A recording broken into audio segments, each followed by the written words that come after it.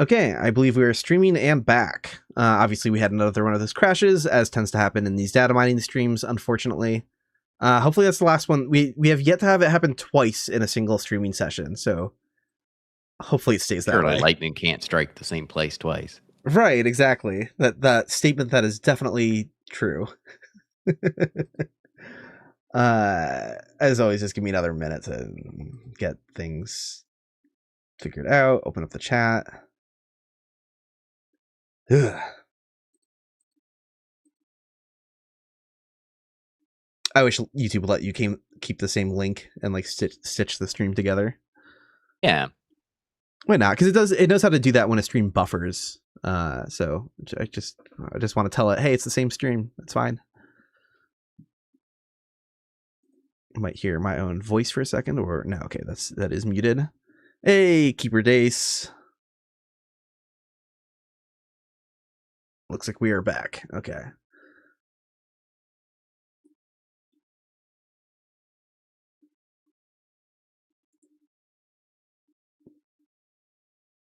All right, I'll skip that and okay. So I think everything's good, and we can just jump right back into it. We crashed trying to look at something here. Yeah, you're gonna have to scroll down in the spreadsheet again. Oh yeah, scroll down in the spreadsheet again. A couple things here. Let's turn volume down. HUD off. General game brightness up. Any interesting findings today?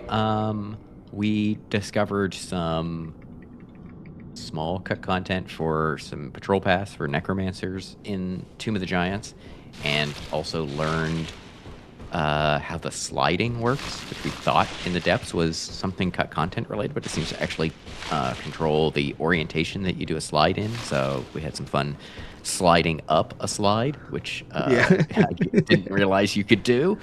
And currently we're just looking at some of the Hydra stuff in Ash Lake.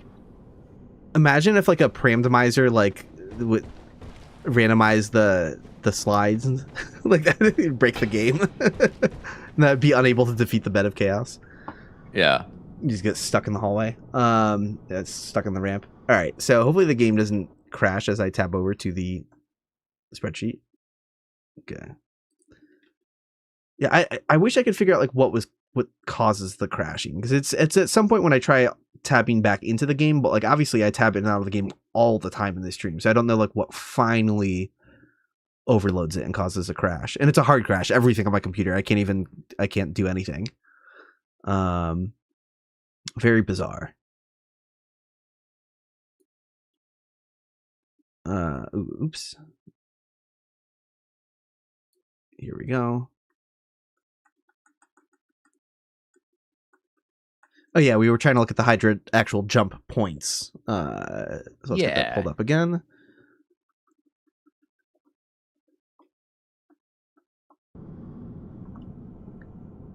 Maybe I should start trying to do the game in like borderless. Is this gonna break it? The visuals might go away for a second, or is it fine? I'm gonna stick with borderless. That seems safer. It's probably better for alt tabbing because it doesn't have to take it out of full screen. Oh, I did borderless, like, does that make the game render in 30 FPS instead of 60 FPS for some reason to me? And I think there was some weird glitch. Like, I think I had a reason why I was looked like it's running at a worse frame rate on stream, I think. But I don't know. I'm a bad person to tell for this.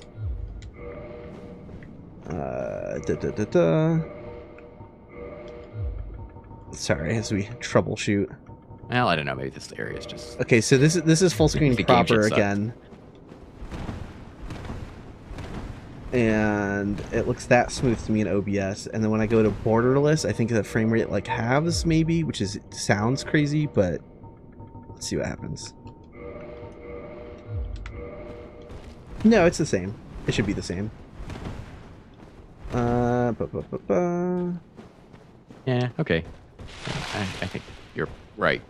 Yeah, I think we're fine. It's fine. Cool. Well, I don't know. Maybe it'll make it crash more.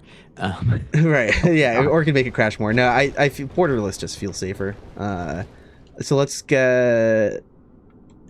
It's like less like you can always alt tab in and out of borderless faster, which makes me feel like it's going to be safer. That's what I'm basing that on, with no actual understanding of how any of this works. Jay Dyer says, could the enemy coffin throw thing be related to the transport cutscene? It could, but I don't think it would be.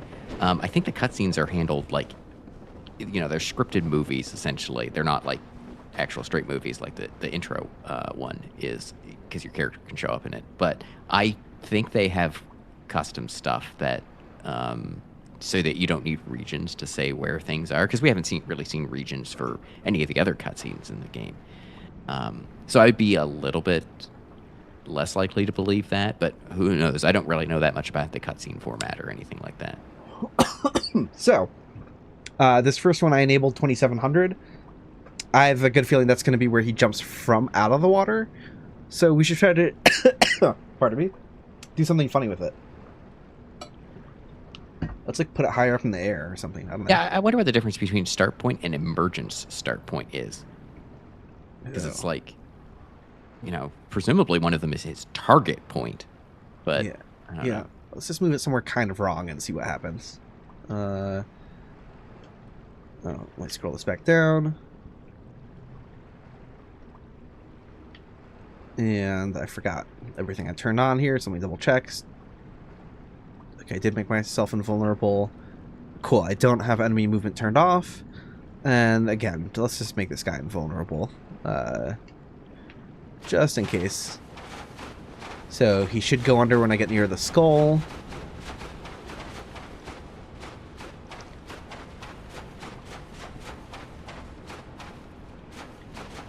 Yeah, so there's a version of the stuff that you need for cutscenes, like the other gold fog locations near the Lord Vessel or little portions of the Abyss, that type of stuff. Oh yeah, he that's got just to keep it in memory. Oh my goodness, he got a big old boost. Yeah, he was way higher in the launch. sky because I moved the box higher in the sky. So he's jumping from way higher above, and from further to the right than he should be. Well, that's fun. So again, yeah, I don't know what the difference was a merge point or whatever. PC is saying start point is where the jump begins, like where he's gonna like dive under or whatever, and then emergent start point is where start point is where the jump starts, and then emergent start point is where after the jump concludes, where he comes up out of the water. Ah, okay, cool. So if I because he dives into the water on the other side and then pops up and it's like, now I'm on this side. Aha.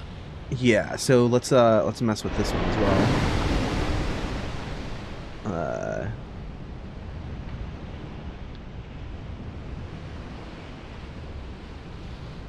Maybe a little too high. Let's see. Yeah, so let's see what happens when I go back over here and get him to fly back. Is he gonna like emerge way too high, then have to fall back down, or I don't even know how this works. Or if he's just gonna float at the wrong height. Yeah, I'm like, does the Hydra have gravity enabled? Yeah, I assume not. Okay, so that should be his emerge in the A position area. Oh, he's trying to like climb up to it. Yeah, he is popping out of it, and then does he fall? He does not fall. Oh, that's cool. His water cannons don't know how to target me. The angle is too severe. They're flying up into the sky. Or they might even be arcing down in my direction, but it's just too severe to ever happen. So, that's fun. Yeah, so yeah, they're exactly as they sound. The jump point and the emergence point. Jader says, I must go now. My planet needs me. Exactly. I saw some people in one of the randomizer streams who were surprised that the Hydra itself is generating the water particle effects around it. It's not like some property of the water. Oh, like, yeah. Totally. Yeah, that doesn't surprise me at all, but I can see why that would surprise someone else. Yeah, because they're not putting in any kind of interaction with the water. Why bother? That sounds like more work than just baking it into the enemy. Absolutely. Less elegant, for sure, but Yeah, but you're not going to notice unless the Hydra is out of position. Yeah, unless if he's in the wrong place. Out of position, then you've got other problems. Yeah. Then you've got much bigger problems than just the visuals of the water. That's great. Cool. Well, we tackled those pretty easily. You're not going to be able to see this, but there's two events or event regions here labeled old Hydra A and B points. Those don't have IDs, and so you won't be able to see them. But yeah, they're just 2x2x2 cubes, and they are unsurprisingly out on the A and B sides, but they're a little bit further ish out compared to the other points. So I guess they were playing around with potentially different positions for the Hydra, and probably as just like temporary points, and they just left them in here. Gotcha. Interesting. So a bit more cut content, but nothing that spicy, just them workshopping the Hydra placement. Yeah, and since they're specifically named old, it's probably like they knew that these were just placeholders while they figured out the scripts and stuff. Right. That would be my guess. Right. I'll keep scrolling past these negative ones. Oh, that's it. That's everything. Yep. And actually, I'll scroll up for now. Actually, if you have anything of interest in here at all, but I don't think so. A lot of these are just sound regions and stuff like that. And there's not a lot going on. I don't know if people know this, but there's not a lot happening in Great Hollow and Ash Lake in terms of events. So yeah, that makes sense. Not too much to it. It's just a bunch of mushrooms and stuff. Yeah. Well, we knocked those out pretty quickly. So no reason to not get started on Blighttown then. Blighttown's going to be a lot, I think. Blighttown is much bigger. I have the feeling. Although a lot of it's just going to be the fire SFX, actually, if I had to guess. So maybe, it also maybe doesn't have a lot happening, but we'll see. We'll see. Let me get OBS pulled back up. Chat pulled back up. Oh yeah, let me scroll down. Probably we didn't touch too closely on it other than our brief discussion of cut content, but it's maybe a little bit surprising to know that you've got the Catacombs, then Tomb of the Giants, then Great Hollow are sort of all associated with one another by all being sub-maps of map 13. And that's not normally what you would expect. You would expect it to come after Blighttown, right? You'd expect it to be in 14 with Blighttown and Demon Ruins. And so maybe that indicates, as we were talking about, that the initial conception of that area was that it was going to come after specifically Tomb of the Giants, rather than just be an area that you could see from Tomb of the Giants. Yeah, there are some cut hallways branching off from Tomb of the Giants, so it's kind of like, yep, that must have been the cut path to the Great Hollow. I'm forgetting what all the direct evidence is for connection between the areas. I'd have to reinterrogate that. I know King Boar knows all about it. Lakulu has a modding related question. Why did they feel the need to create their own file types for everything? We don't know, but that's if you're making your own engine, you're going to have to store the data somehow, and you're just going to have to come up with a way to do it. I think some of the ways that they came up to store that data is particularly inefficient and bad, but that makes modding easier, or figuring it out, reverse engineering it easier in some cases, so I guess I shouldn't complain. Yeah, there's not necessarily a standard format for some of this stuff, because they're not using Unreal or Unity or some of these other engines, and they're not going to save this data as like a text file, right? So they probably they're doing their own thing, so they just come up with something that works for them. Cool. I'm gonna check out. I know there's a Blighttown map opens up with a few -1s, so I have no idea if there's anything interesting in there or not. But the first thing I can see is a checkpoint fog gate, so just gonna go double check that. I'll check out these sure SFX is. Cool. Yeah, I'm sure there's nothing that interesting by this fog gate, but let's see. Fog gate should be up this ladder. Looks like in these recent maps, they start these initial -1s tend to be fog gate lighting effects for whatever reason.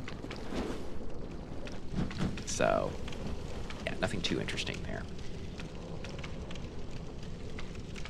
So we've got the midpoint check, the fog gate, I guess, once again. Yep, and it's possible to just stand outside of the box so you don't get the interaction thing again. Although in this case, it is the width of the path that you walk on, at least before you go through the fog gate. But right. But the thing is, it requires the center of your hit capsule to be in the box.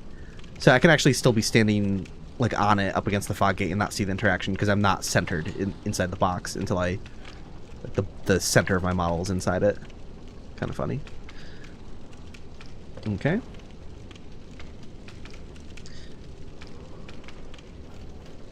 Okay, you won't be able to see this next one because it's a point, so...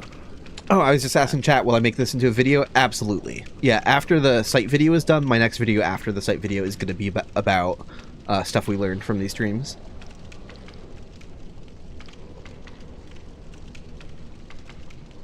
Well, it would help if I opened the Blighttown file. I'm eager to get to talk about other games too again. So after that video, it probably won't. The next thing won't be Dark Souls 1, but I can't not talk about this. Like right after the site stream, I'm very excited to talk about this stuff. It's funny because I tend to be more excited for the non-DS1 videos because obviously, especially for the smell video, it's like, well, people were asking in chat before that video came out. It's like, well, I know what smell is for. Mm-hmm.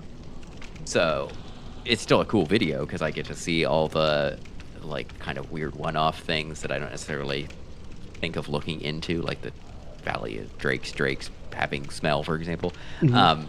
But I like the other games videos as well because I don't tend to know as much about them, so it tends to be more exciting for me. Of like, oh, I didn't know that Dark Souls 2 had this or whatever. I was just about to say, I imagine Dark Souls 2 in particular, of all the games to you, is probably usually the most yes, illuminating because it's just like the weirdest one. Well, I also have some amount of fondness for DS2 just because I have looked at the way that it works in some cases, and it's very confusing to me at the time. So any new information is like, oh, I guess Dark Souls 2 can do something that I was completely unaware of or whatever. Nice. I'm a little confused by the ordering, so I should be able to see those, but wait, 603, 602 to 061? 50 and 60 are both points, so you that's why I can't see them. Okay. But this is Mildred's summon sign. Oh yeah, and her invasion location. Okay, so yeah, no mysteries there. But then the next one you will be able to see because it's the region that triggers Mildred's invasion. Yes, and actually I was curious about this. I was thinking about this the other day. Yeah, because I don't think a lot of people would know exactly what that region looks like. It's a big sphere like they always are, but, you just kind of think of, well, when you get into the swamp at some point, Mildred's going to show up. Immaculate placement. I gotta give the developers credit on the placement for this. Immaculate, because without knowing exactly where it was placed, I and a million other players have subconsciously or somewhat we know how to trigger it in a way that's safe because you can descend Blighttown while hollow, approach the bonfire, and avoid the sphere. It's angled to just let you into the bonfire safely, avoiding the invasion. And then you want to get invaded, and you just tiptoe back out here. And I don't want to fight her while I'm getting attacked by a bunch of mosquitoes and crag spiders. So I run back in. So I intuitively knew how to safely avoid getting invaded by her and then get invaded. But it was such a small space that it did make me a little confused. It's why is it that I can go use the bonfire without getting invaded and then step out not far from the bonfire and then get invaded? But that's exactly why. So, yeah, I'm very happy to see that. That is, they placed that very, very generously relative to the bonfire. So, I'm quite happy to see that. I'm going to go rest at the bonfire so I don't have to deal with this bean poison sound effect. I gotta kill Mildred now that I can't use the bonfire. Now, we've got two things coming up that are both called test. So, I have a feeling these might not be used. You can't see okay, you can see one of them. Interesting. Oh, wow. Okay, this is actually warp to boss room activation. Oh. Huh. Okay. Well, you won't be able to see the first point because it's because it's a point. But the other one is not where I'd expect. It's right at the start of the level, up by the depths door. Okay. Warp to boss room activation. Why would it be right there? I don't know, but I'm gonna check. I don't think this is gonna be used anywhere because why would it be? And this isn't Q-Lock specific test stuff, right? This seems like old test stuff. Yeah. Yeah, this is old. So where am I flying to? Okay. I will do a bulk search just to be sure, but I don't think this is gonna secretly be used in some event somewhere.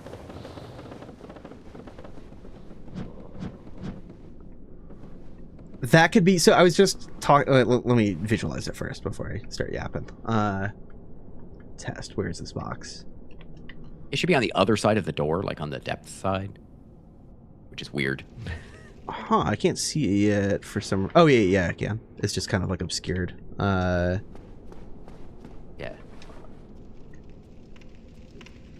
Oh, yeah, it's a small box that straddles... Yeah, it's like, it's in a weird corner off to the side.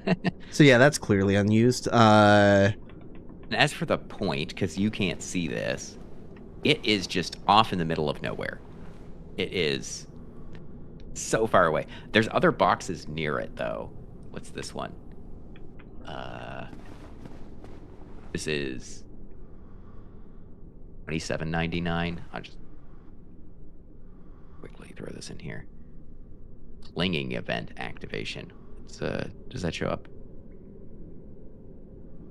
somewhere? I don't think so. So yeah, I guess there's some other stuff out here that no, they're not that close to one another. Anyway, yeah, this is just off in the middle of nowhere. This other test, warp to boss room destination. So it's like, was this initially a test for maybe they were thinking of not having this door here and having something that just warps you to some completely unknown location. Unused cut. Imagine that this is definitely not what they were considering, but it's what I'm considering. Like, you can't open this door from the reverse side correctly. I would love it if their solution for this, for lore accurate, like the door, it is sealing off Blighttown, so you aren't supposed to open it from the wrong side, but like, if you didn't do the depths first, you walk up to the door and a cutscene triggers and like the gaping dragon fucking grabs you and somehow pulls you into the boss room, which makes no sense with the level design, but I'm just spitballing here. I'm just trying to figure out where this destination is, like in the actual game world, because it's basically like near Quelag, or not near Quelag, but more closer to that than where you are right now. So, yeah, I don't know. I think it's just off in the middle of nowhere. But yeah, obviously, clearly some cut. I struggle to say cut content because it's kind of obvious that this wasn't even content. Right? It's clearly a test of like, well, warp them to the boss room. Let's script something for that, I guess. And I did have a great question from Jake in chat. Said, I can't remember if this was mentioned before, but why are most of the bonfire options missing? So let me show that to chat again. I'm going to run back down to the bonfire, and I think the only option is going to be rest. Like, I wouldn't be able to level up. Yeah. And there is a reason for this that's kind of funny and kind of interesting. Yeah, it just leave. They're all missing because the thing that allows you to level up bonfires when you escape the asylum is arriving at Firelink. So check this out. I'm literally just I'm not even going to properly, quote unquote, escape the asylum. But as far as the game is considered, I will have. I'm going to go to Firelink Shrine. Literally just being in Firelink Shrine gives bonfires those options. Like, I'm not even going to touch the Firelink bonfire. I'm just going to go back to Blighttown. And now the bonfires are going to let me level up and do everything else. So, yeah, that's how they implemented that. That's just the game trips a flag when you get at Firelink that says bonfires can do all that stuff now. Yeah, and it's kind of curious that they did make it work that way, because you would expect that if you know enough about how the game works internally, all the bonfires are running their own separate versions of their scripts. So they could have just made it so that the Firelink or not the Firelink, the Undead Asylum bonfires have special checks to make sure that you're on your return before they offer these options. But they didn't do that. All of the bonfires are constantly asking every time you sit down, has the player been in Firelink yet? Yeah. Before it reveals these options. And that's also the same, I'm assuming the same flag, that maybe they did a couple and did it redundant. I haven't actually looked that closely at it, but I believe it's the same flag that informs the Asylum to convert to its return trip version. So we can I see, think that's right. We can see a really messy version of this now. If I go to the Asylum, it's going to be a little confused because it knows I've been in Firelink. So like the black, it's going to play the cutscene because like we've never been here yet. The key is still going to be in here because we've never been here yet, but like the Black Knights are already here. There's like all sorts of things that get thrown off by this. So I believe the Asylum Demon will be here. Is he going to jump into the room? Yeah, but then I could break the floor and fall in and fight the Stray Demon. Like, so it gets very confused. But yeah, just going to Firelink is the thing that updates the Asylum into its 2.0 version. I have done this multiple times where all of a sudden, or like I'm just messing around in debug, and all of a sudden I am fighting both Stray and Asylum Demon at the same time. Yeah, I don't know how many times I've gone to the Asylum and I'm like, oh, the Black Knight's there in the starting cell. Like, oops, like. Okay, so yeah, we have weird... Jay Dyer said, so they could have made the Archives Prison Bonfire be inherently unwarpable, but they used terrain properties instead. First part, yes, but second part, no. They don't use terrain properties. They use an event region. We'll see it when we get there. Ooh. And we can do something very funny with that once we visualize that region. But yeah, the bonfires are directly checking should you be allowed to warp, and they have special stuff set up for if you're in the abyss. That bonfire is not coded any different compared to the rest. It just knows you're in the abyss. So at that time, so it says, oh, I guess we'll show the special warp option for even if you don't have the Lord Vessel. Oh, this is fun. I was not expecting this. So I've moved down to the first of the creaky floors. So I'm like, okay, it's gonna be the shaking bridges, of course. But it's this tiny, slim little thing at the start of it. I was assuming it was gonna cover the thing. So what is this exactly then? Check the scripts.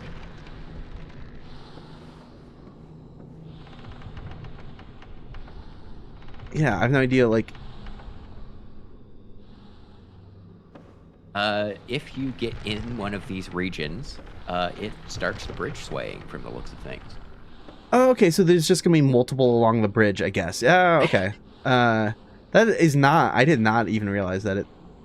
I even make my collisions video where I talked about like the weird spots on the bridge. I still didn't fully grasp. Why did they do it like this? I guess because this is not a collision; it's an object or whatever, so they can't just see if you're touching it. I don't know. Yeah, so you can totally run around in between these planes without shaking it.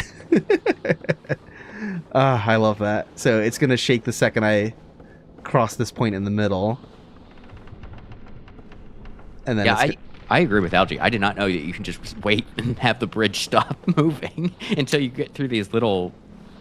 I sort of did, but not to this level of... I assumed it was all closer points, connected points. Oh, I noticed that as you're doing this, the bridge sways such that you can get around these little slabs of collision, or of event region. Can you actually dodge them? Or is it not going quite far enough that you can actually get around? Oh, we could. Yeah, we're gonna get past this middle one without shaking it. Let's go. Like, it's still obviously shaking in order for you to do that, so it's not any easier. But... Yeah, no, I straight up just avoided the middle shake point. I ran around it. That's... Why didn't they make them slightly larger? Who knows? Yeah. Look at these strats. The shake once strat. Now we're gaming. It's gonna shake once more as I get off it, but who cares at that point? New speedrun strat just stopped. Speedrun strat of stopping your movement. Carefully walking around. Carefully walking. Thing that actually slows you down. Oh my god. Yeah, I thought it would just be like a box over the whole thing that it would just keep swaying constantly. I guess I was always like, oh, I got to get off this thing as soon as possible because otherwise I'm going to fall. But no, you could you could take a step just past that first little thing, wait for it to finish swaying, and just okay, I'm good until I get halfway along the bridge. I'm getting the real questions in chat. Can I jump over the first one? Okay, hold on. Does jumping actually change your capsule? So we're gonna. I don't think it does. We're gonna do a few things here. We're gonna draw my hit capsule, and we're gonna remap jump to the right button so I can do it. Let's see.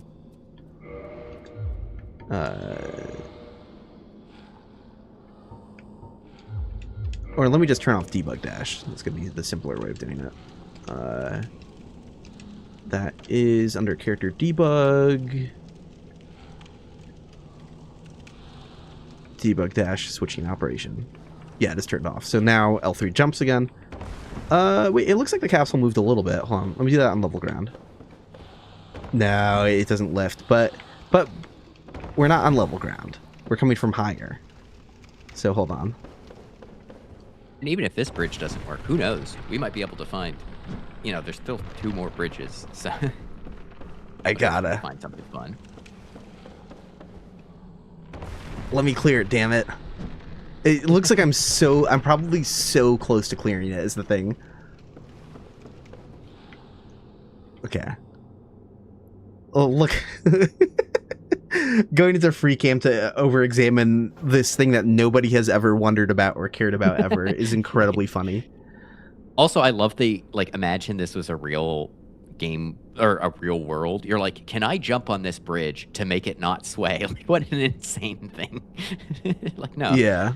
I think I'm going to clip it as I come back down. Yeah. Did I make it that time? And I hope the free cam didn't. I'll be so mad if, like, I can't replicate that.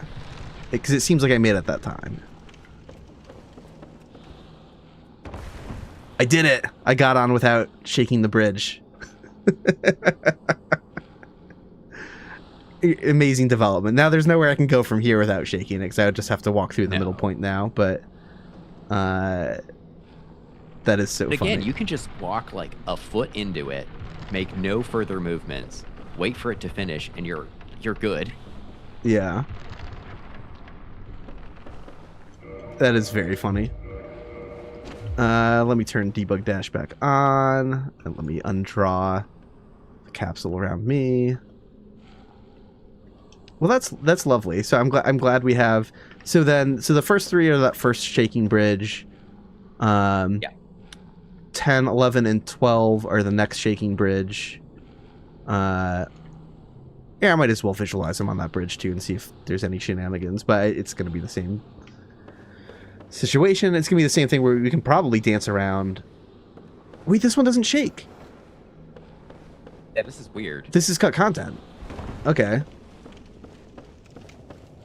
I forgot. Yeah, there's not even an object here. This is just map, right? I'll reconfirm that. There. Hey, I'm looking at something in not in debug in.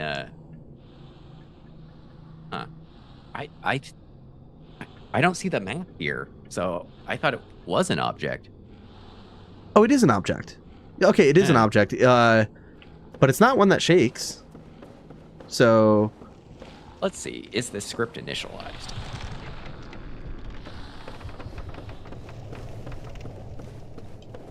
It would be smart if they decided against it, because that's kind of okay, I don't see it being initialized. So we have cut content, Shaky Bridge. Cut content, Shaky Bridge. I like how we're discovering like the most mundane, boring cut content of all time, but I love it. I love it though. I live for this shit. It's so stupid. If you make a video about this one in particular, I'm gonna have to like actually re-implement this. Hell yeah.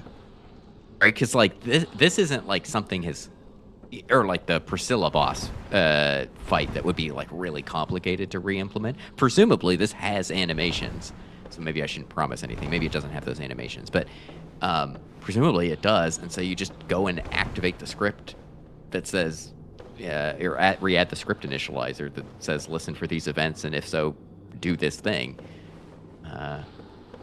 So, yeah, this one would kind of suck, I think.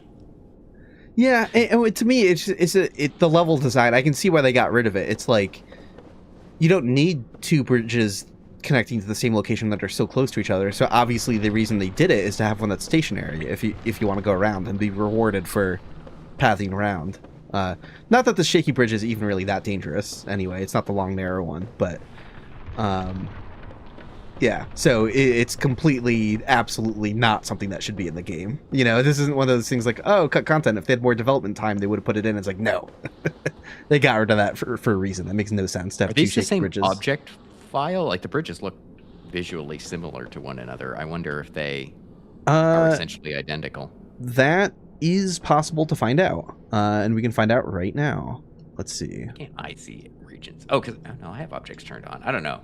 I can't see it in here. Yeah, I can find that out. Object instructions. Oh, it's just like the default view in here is like the bridge is all folded up on itself. I guess that must be its default state. It is technically a permutation. It doesn't have the same model number. That doesn't mean they didn't like do a copy and paste thing to create the permutation though. Because they have different numbers. One's 4200, the other one's 4201, and the long skinny one is 4202. Forget if Meow made it so I can open objects in DS Animation Studio. Well, and one thing I can see here to see if they're different is the base of it might be, if this is part of the object here, then it is distinctly different because the other one doesn't have this little side wing at the start of it. So that could be the difference. And I think we will see that was... Yeah. Yeah, so yeah, we can visually see the difference here. It has this extra... Well, I got catastrophic failure encountered, so I think that means that Animation Studio does not support objects at the moment. Maybe there's a newer version that does. Anyway. Yeah, I think they basically did a copy-paste job, but they added this extra little side bit at the start of it. Yeah. So it is technically so it's very possible that they then deleted the animations for it and gave up on this or something. So maybe I won't be able to restore it, but that would be kind of cool to see. Funny question in chat. Given how much do you play, do you ever have dreams of Dark Souls 1? I've never had a Dark Souls related dream that I can remember. Never. It is so weird, but you think because how much of my brain is filled with Dark Souls crap. I've never had one. I don't think I've even had a circumstantial, like a mundane dream where it's not like I'm in the universe, but I have a dream where it's like, oh, today I'm firing up Dark Souls to do test, you know, like a more believable kind of dream, but like I don't think I've even had that. My gaming related dreams are one that I've had like twice is me being like in my childhood home and like going into the attic and like finding like old video game stuff like that's fake. It's like alternate history, like retro game dreams where it's like, oh, I forgot we had this computer that has all these games, and it's like just made up nonsense. Like, I think those are the only gaming related dreams I've had.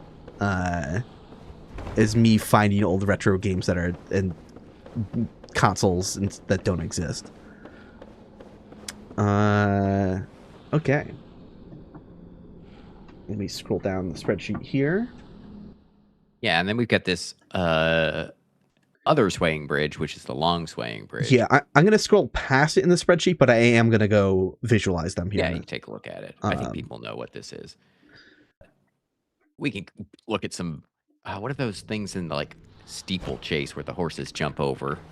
That's what these little regions remind me of. Yeah, I have no idea what those things are called, but I know what you mean. Yeah. Something just died. Yeah, so we have a lot more on this thin little bridge. Yeah, there's... Or at least of them here. Yeah. 2 more. By a lot more, I mean 2 more.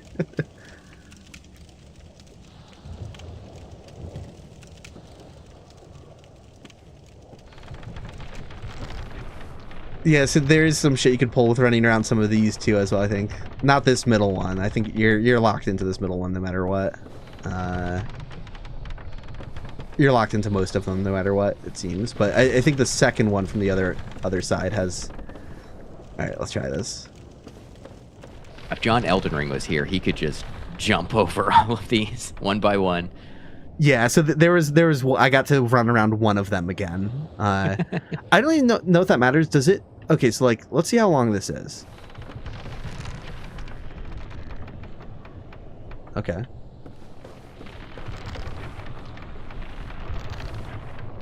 It doesn't. You also just avoid them by like running through them before the animation is completed as well. Right. It doesn't. It's not gonna restart it. Yeah, it doesn't like stack them. It doesn't queue them. Which they probably could. Well, actually, I don't think they. Well, maybe. Yeah. Anyway. So that's another way you avoid them. I just ran through all of them. So I got one shake. Yeah, I literally shook the bridge once. So that's also another way of avoiding them. Have I heard that they removed horse jumping from pentathlon? I have not heard that. But I'm guessing if that doesn't surprise me too much if horses were like breaking their legs or whatever.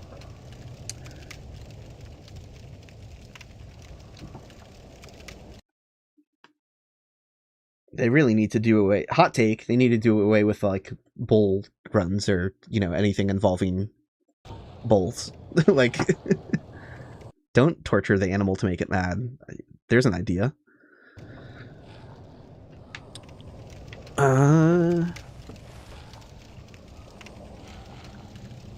not even vegetarian, but just baseline. It seems ludicrous to me that it feels like medieval era shit. Like, why is this still what? Okay. So $27.99. Cling event activation. This one is definitely cut. Again, it's the one that I was referencing that's off in the middle of nowhere with that point for the warp. But it does have another thing next to it, which is... Oh, but I should be able to see this one, though. Yes, you should. So when you say off in the middle of nowhere, are you able to vaguely even describe where that is, or should I just be teleporting to the XYZ coordinates? Yeah. You can try and find it. Basically, you go down to Quaylag's boss room and take a left. Okay. Through the infinite space. Okay. I'll attempt the verbal instructions first, and then... I feel like you're not going to be able to find this. It's like pretty far away. Also, I'm like, why is there a Sen's ball giant underneath the map here? But that's for the cutscene. Oh, Andy Brock in chat asked, isn't there one more Shaky Bridge? No, there should only be two. Yeah. Yeah. So I found the cube way off in the middle of nowhere. Okay. Is that near, like, if you... Yeah, is that near the Great Hollow? Or... Yeah, I'm gonna try to, like, touch collision of near stuff in...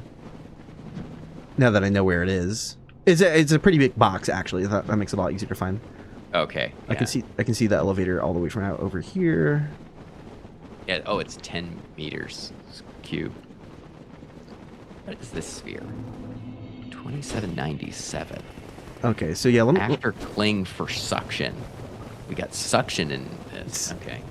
I'm gonna try to straddle collisions of around the Great Hollow entrance. So we have both Blighttown and a bit of the Great Hollow rendered. Ideally, is that not? That didn't go according to plan. Let me try that again. Let's see what this could possibly be. I don't think this is referenced anywhere.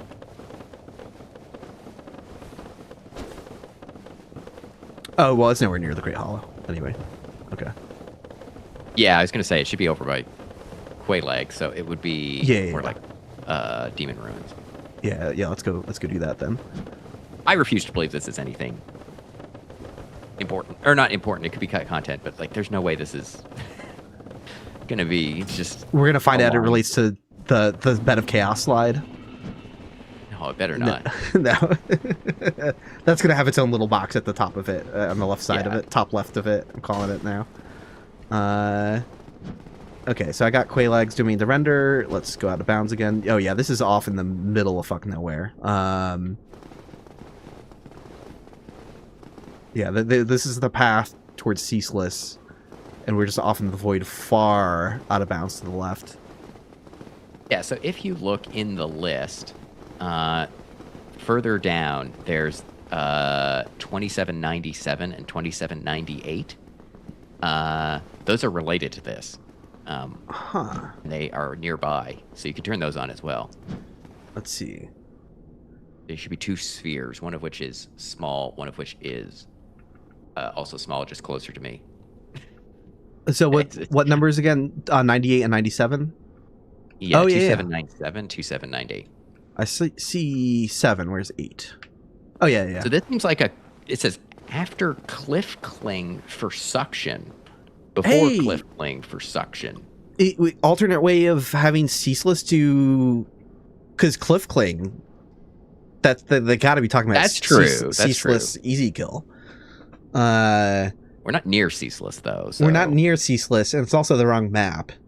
True. Yeah, because Ceaseless is in 1401. We're just in 14. Hoshi says those ones are related to Ceaseless. Okay. Interesting. Yeah, I mean, like the way it's named, like, definitely indicated that. Is it referenced in here? Wait.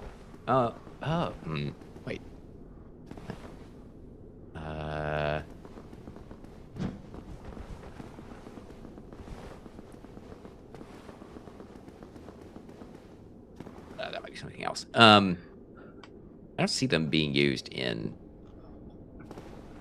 I have a feeling it's probably like an unused duplicate of them trying to like experiment with his cliff dive, and I have a feeling we're going to see it use all, purely its own versions of this stuff properly in his arena.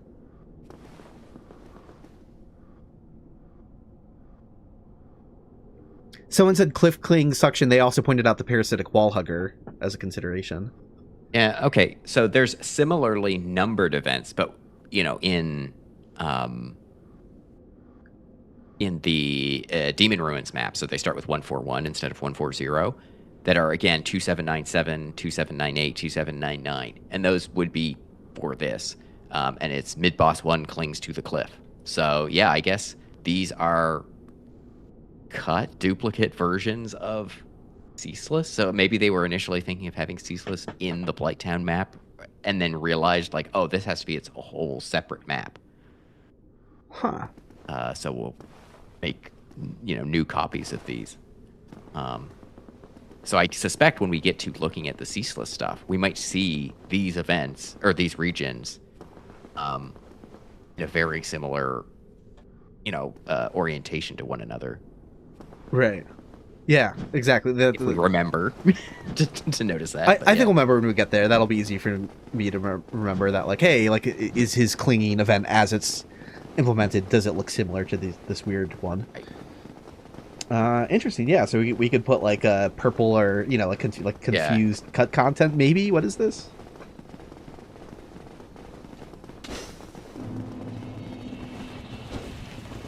I suspect we'll see the versions of this later, so I'm just going to put them as cut content, but parentheses wrong map. Right. Place for egg carrier after he stops plot. We know what that's going to be. That's going to be Eingyi's updated home position. Let me scroll down a little bit in the spreadsheet.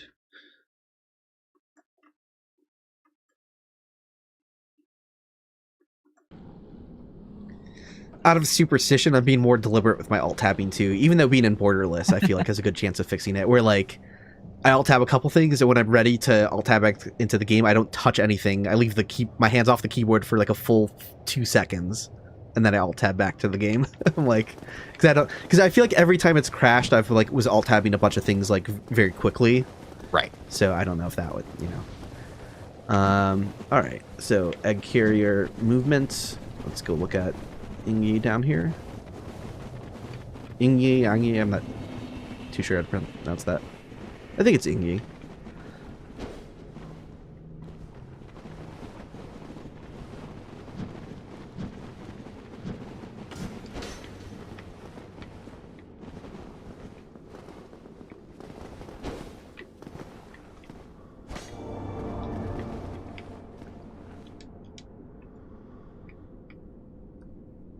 What number is that? That is 2300. I don't know that I knew this, but apparently if you get him to move out of the way, save and quit will put him there, which is like obvious. Of course, he's going to be out of the way the next time you load the area. But I don't know when the flag gets set. You might be able to do it instantly, but maybe not. That'd be interesting speedrun strat, which again, speedrunners are not going in here, I don't think, ever for any reason. That's out of the way. But I could be wrong, because it could just be his AI says, okay, once I get there, then I set the flag to indicate that now should be loaded there in the future. I'm not sure.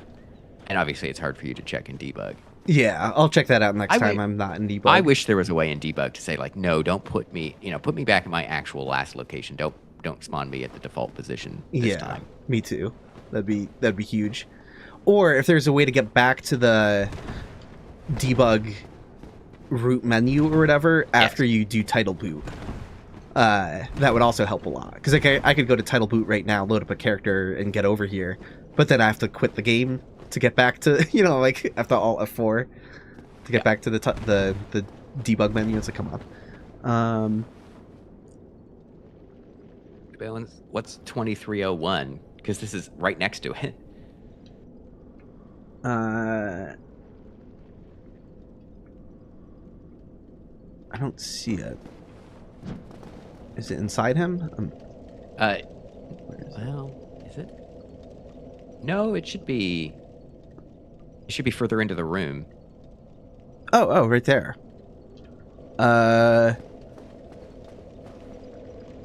Maybe one's the position he moves to for the animation of him walking over there, and then once he's like permanently over here, the game has like a new way of like loading him there.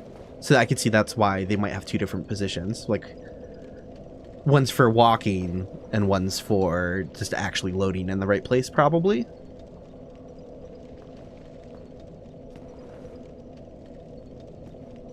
Yeah, I would assume that's it. Let me tell him I've got eggs and see where he walks to. He's probably going to stop moving as soon as he touches the bigger box. Why did I say tell him I have eggs? That's not how that conversation goes, but whatever. Something like that. He's going to say I have no eggs, but it's okay. As long as I mind my manners. Oh dear. What have we here? Are you a new servant? Yes. But you have no eggs. I have a question about the name of this event. Go I along pasted and in chat. have audience with our fair lady. I pray that you will mind your manners. So I think as soon as he touches the bigger rectangle, that's where he stops, because I'm assuming it's like... Or does he go all the way to the other one? And I haven't mixed up. Yeah, no. As soon as he touched the bigger box, the earlier one, the one we called updated home position, that's actually just him for, when he walks. But, I think when you... Yeah, let me reload the area. Now I'm going to join the Covenant. I'll reload and fly back down here. I think we're going to find him not in this box, but by that little box.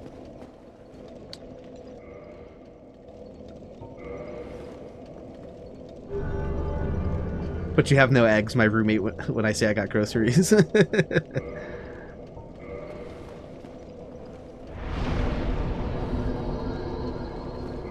Alright, let's see where he's located now.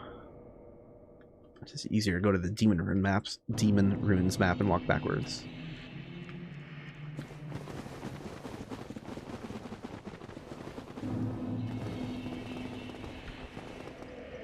I'm actually not sure. Hold on, now I gotta redraw both of those.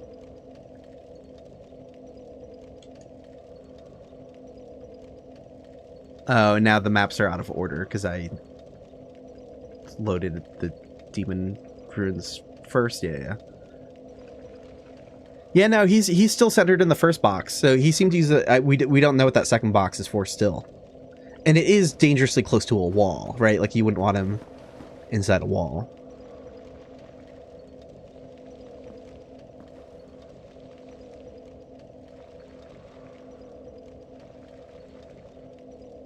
Does he have unique dialogue if you have eggs before talking to him? Yeah, I'm pretty sure he does. Yeah, I think he recognizes that you're... Let me pull up the wiki dot on that, because it takes a long time to actually get the egghead. It's like 5 minutes of waiting. Although that's probably faster if I use debug dash, but...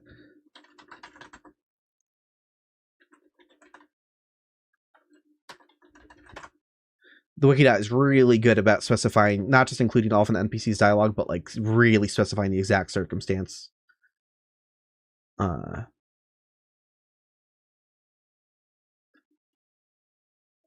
Well, no, but I don't see anything. No,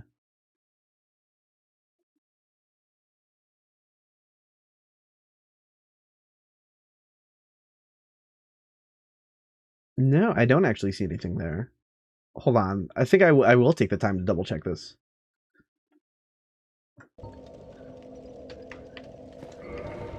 Yeah, no, I think I can speed up the rate at which I get the egghead by putting myself into debug dash. I was going to say we saw that it makes special effects tick faster, so, and that's all that is.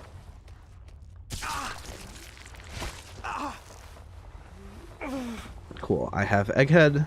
I'm in the process of getting egghead, I should say. Someone asked what happened to the wiki dot. Doesn't show up in Google. Yeah, doesn't seem to be maintained. Yeah, it's not. The admin went AWOL, basically. You can't edit it anymor. Yeah, it's been that way for years. Unfortunately, also, Fextra Life is a much more SEO focused website, and so Google will prioritize that. They've got a bunch of wikis and information and text, and some of it correct, and so Google will rank them quite highly, whereas Wikidot basically hasn't changed in forever, and nobody can edit it anymore, so it gets downranked. Yeah, so when I want to find stuff on Wikidot, like his dialogue, for example, I'll search like Dark Souls, Eingyi, Wikidot. Like I'll just add Wikidot in the Google search just to fight the SEO stuff. There is future promise. It's going to take a little while, but eventually there'll be like a wiki.gg or whatever for Dark Souls. The people who've been kind of behind launching that have been focused on the Dark Souls 2 one more initially, but like in the 5 years from now, I think everyone's going to be like, oh, check darksouls.wiki.gg or whatever. I don't remember what the URL would actually be. Yeah. But I do think that's on the horizon. So I would be happy to contribute to it, but I can't really devote myself to contributing at a structural level. So like once it's there and pages are slotted in, then I'll be happy to make a lot of edits. But they're doing a good job for the Dark Souls 2 one. Like I checked the online matchmaking page and they included the updated, they didn't just copy my soul memory information from Wikidot. They also like included some of my newer findings that I talked about in my video. So I'm just like, ooh, someone's on top of this shit. They're doing good work, getting a lot of the details right. I should have an egghead soon. Use my soapbox to say if you don't have it and you are interested, there is an extension that will block or redirect from some of the bad wikis like Fandom and Fextra Life and so on, which is, I believe, Indie Wiki Buddy or something like that. And that is very helpful because there are a bunch of wikis out there that are lesser known, but it will redirect you away from the ones that are filled with ads and trash. So, moment of truth here. Is he gonna say I have no eggs? Are we gonna catch a flaw in the game design? Oh dear, what have we here? Is he just gonna give me yes or no right now? Yes. Yeah. They handled it correctly. I'm pretty sure they had this. Yeah, they just subtracted dialogue. Instead of giving them different dialogue, they just subtracted a line. Very efficient, very elegant. Hell yeah. No matter. But he still says no matter, which doesn't really make sense without that context, because that was supposed to follow. So it was a little clumsy, because like, why would he say no matter if he was offering me to join and I said yes?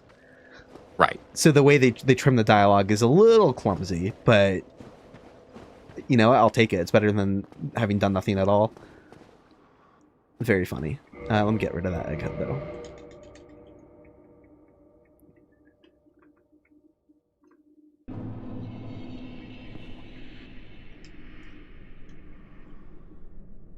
0 out of 10 game I want to refund. Yeah, pre-order canceled for that blunder. I forgot to tell enemies to chill out. Okay, yeah, let us explore. Well, I still can't figure out what these 2 separate home positions are for. They're used in 2 different scripts.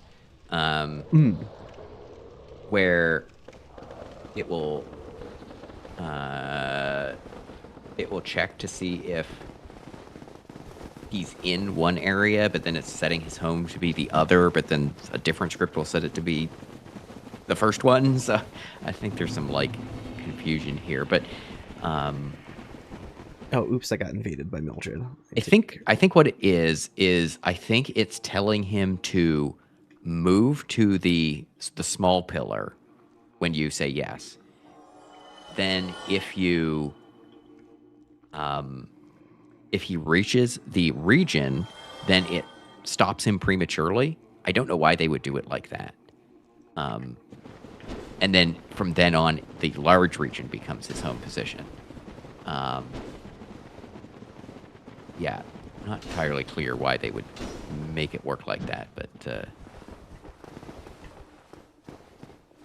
You're gonna like this. I got invaded by Mildred and didn't want her around anymore, so I started killing random C000s or whatever, like until I got her. So who else did I kill in the process? I have no idea. Probably Shiva, his bodyguard, Quelana.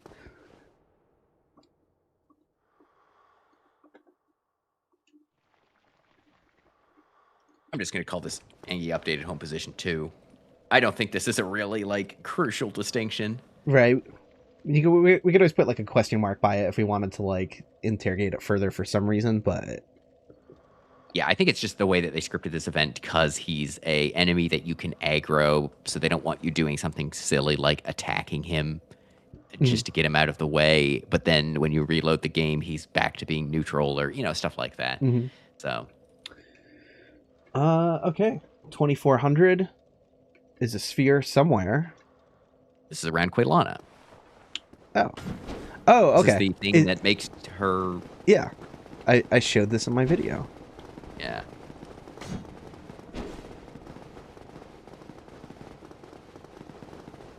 Now, this is a very simple event. If you're in this region, you will get a buff. And that buff is leave me alone. Yeah, the buff is enemies have... you generate 0 sound and you have 0 visibility. Like, also, if somebody backstabs you, they do a coffin plunge on you.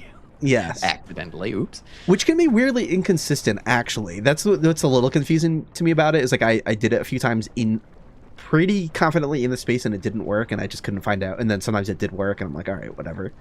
Dark Souls. Yeah, I suspect you'd have to look at the... feel free to correct me if I'm wrong, any modders, but I think probably the character ESD would be the thing that handles that. So there might be some additional thing because they were thinking you were in the coffin, so they might have a specific check for it that only sometimes is getting triggered, but what that is, who knows? But yeah, this gives you the buff that takes away your sound, as I did show in the sound video, and when I get to the sight video, I can demonstrate again that it takes away sight as well. Does both of those things simultaneously, but not smell. Because nothing in the area smells you anyway. Well, invaders do. So yeah, that would be a good demonstration of that, actually, is you wouldn't be able to hide from Mildred in here, even with 0 visibility, because she could smell you. And also if you aggro Quelana, which would be very silly if she just instantly forgot you. No, but only invading NPCs smell you. Regular NPCs don't. So hold on. That's a great question. Yeah. Like, as soon as you said that. Yeah, she didn't come up in your video about super sensory NPCs or anything. Yeah. No, normal NPCs shouldn't have that ability. You can stealth hide from aggroed normal NPCs. So, let's play around with Mildred first. I forget how this region works. Is it that enemies forget about you because they can't see or hear you at all, or? Yeah, they can't see or hear you at all, and I think it also truncates the sight target forget time timer as well. Right. somehow. So you'd have to be some distance from Quelana. Because, you know, if you're right up next to her, she's not going to be put off by it, I would think. Yeah, so, like, clearly, Mildred can find me in here, because smell. That's exactly what's going on. So, no hiding from her in here. But let's aggro Quelana and see what the hell happens.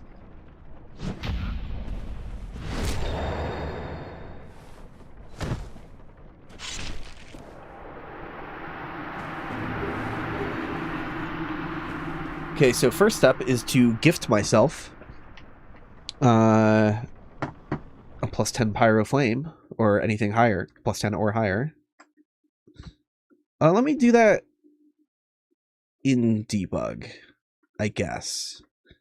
Maybe one less thing. When I'm afraid of crashing the computer, I'm like, you know what? Maybe I don't need to run TS Gadget, even though I use that all the time. It doesn't crash my computer.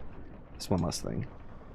I still think it's funny that this specific thing, that the pyro flame triggering Quelana showing up, is one of those things that people are like, still think there's some mystery about. Yeah, it's extremely obvious. Yeah, I think anytime, because I had someone leave a comment on my old video about that not that long ago, saying like, but I didn't have a plus 10 pyro flame, but they had a bunch of uploaded video of their playthrough, and they did a bunch of multiplayer while they're in the depths. Right. And like in the video, it explained how that could happen. So I'm just kind of like, yeah, I feel like that not everyone's picking up the explanation of the multiplayer exceptions. Yeah, I think, no offense to your older videos, but I think if you were to remake that one, that would be where you would show, hey, here, I got my friend to invade me with in the depths. And then, you know, no cuts, ran down, and look, she's here, right? Yes. Just to really drive it home to people of like, here's what can happen. Yep. Yeah. I think now that we know how it works, I think that always explains it, but people don't pick up the full explanation. Yeah. Even as we try it's to not explain obvious. it. Yeah. Like, it's unclear, because unless you know a little bit about like how the maps load in this game, why would Quelana be being processed when you're like halfway through the depths? Like, it doesn't make any sense. Right.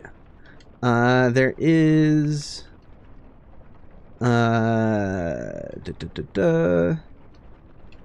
forgot how to gift specific stuff in debug. Wait. I used to know how to do this. Equip game data, and I feel like this is harder to navigate in the remaster for some reason. Like that, the extra text sometimes confuses me. I mean, you can do it in this equip game data menu. If you find the ID for it. Oh fuck it! I could just do add all. Well, yes. I mean, I can look up the ID for it, but there we go. Oh god, I just got a couple trophies.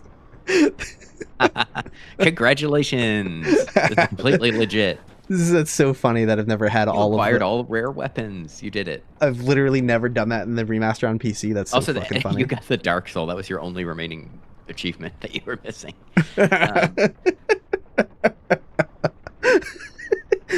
That's fucking funny.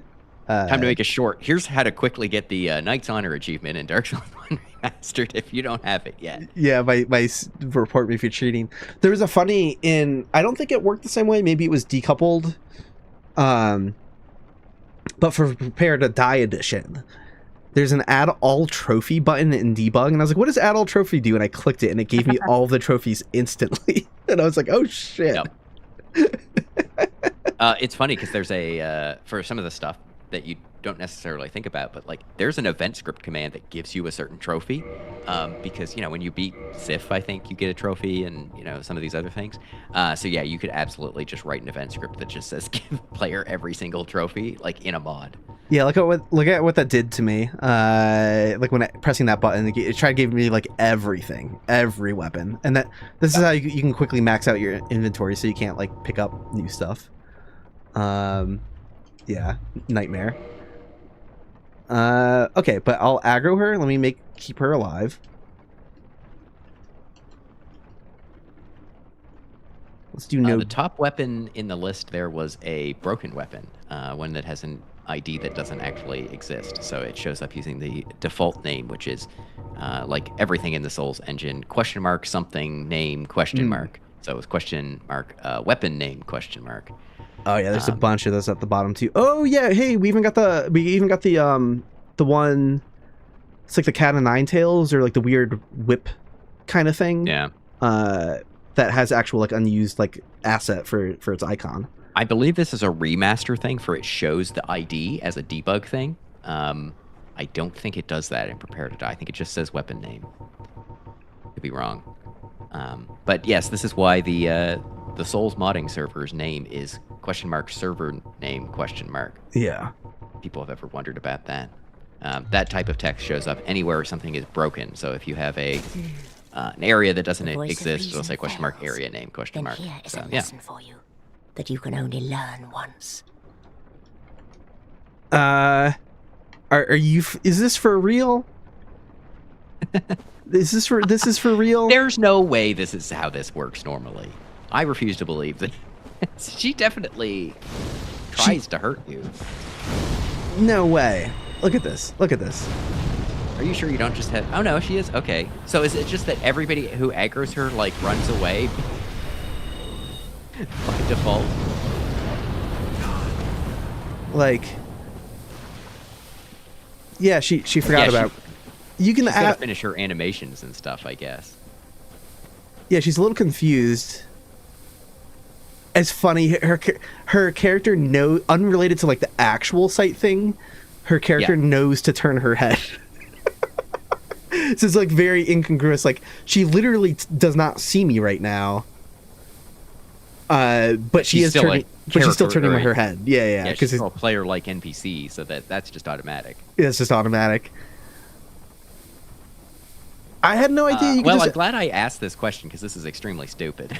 This is extremely stupid. Yeah, you would assume there'd be some flag to like disable that sphere or something once you aggro her. Apparently not. So you can totally just like pummel on her and she can't even fight back. As long as you don't run away from her first. I swear, I've seen videos of people like aggroing her and she breaks out the flame pillars and everything. But they must all like panic after like seeing her dialogue and aggroing her and like back off or something. Roll away. Yeah. I love any other NPC is immediately gonna try and kill you. So everybody at that point would just naturally, I gotta run away from this NPC because oops. Yeah, she's aggroed right now, literally this second. She's aggroed, but I'm just standing inside that sphere. Let me draw it again. You turn on the aggro display, the thing that shows her. Oh yes. Let me sound and stuff. Yeah, let me do all of that as well. So then we should be able to see that go away as you exit or come back when you exit the sphere and vice versa. Yeah. Okay, so we got the sphere again. Let's redraw the sphere. And then I'm going to look up her aggro dialogue because I forget it. I mean, I'm sure you just saw it, but I think I kind of mashed through it. But yeah, if I go to her AI, she say something silly that in the context of her immediately forgetting about you. Oh, I'm sure. Yeah, she's going to talk shit. I'm sure about how she's going to mess you up. Show dialogue.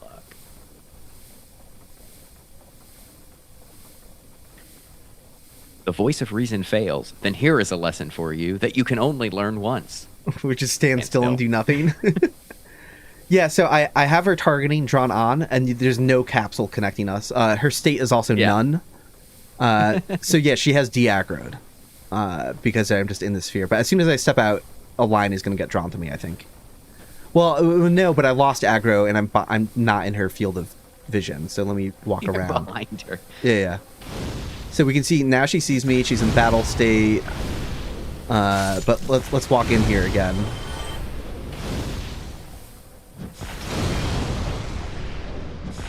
Yeah, state none, back to home, move to somewhere, and most importantly, that capsule, the targeting capsule, is completely lost and erased. So yeah, you can. She doesn't know how to aggro if you just stay on top of her when you pummel her. You could punch her to death without her ever fighting back. Meanwhile, Mildred hones in on you, no problem. She's an invader. Mildred finds you no problem in here because she's an invader. That's lovely. I'm glad you thought to ask that because I did not even think of that. That is so silly. Well, because I was just like, oh, of course, humanoid NPCs won't be fooled by that. But no, it's specifically invaders. I'm glad that I said that and that you're like, no, that's not how that works. Incredible. That's fun. Yeah, sometimes we find funny shit that just doesn't even relate to cut content we're hoping to find. It's just more details on how stuff in here works, and we find silly shit. Very, very funny. The capsule vanished a bit before she fully de-aggroed. Is that a debug thing? So she's going to have to finish her attack, and her attack script is then going to have to say, oh, I'm in no aggro mode, so I need to switch to move to somewhere, and then that finishes, and then she's going to switch to go back to home, that type of thing, right? Like, it's not instantaneous. Yeah. Because, like anything else, she's like you, she can also get stuck in animations, basically.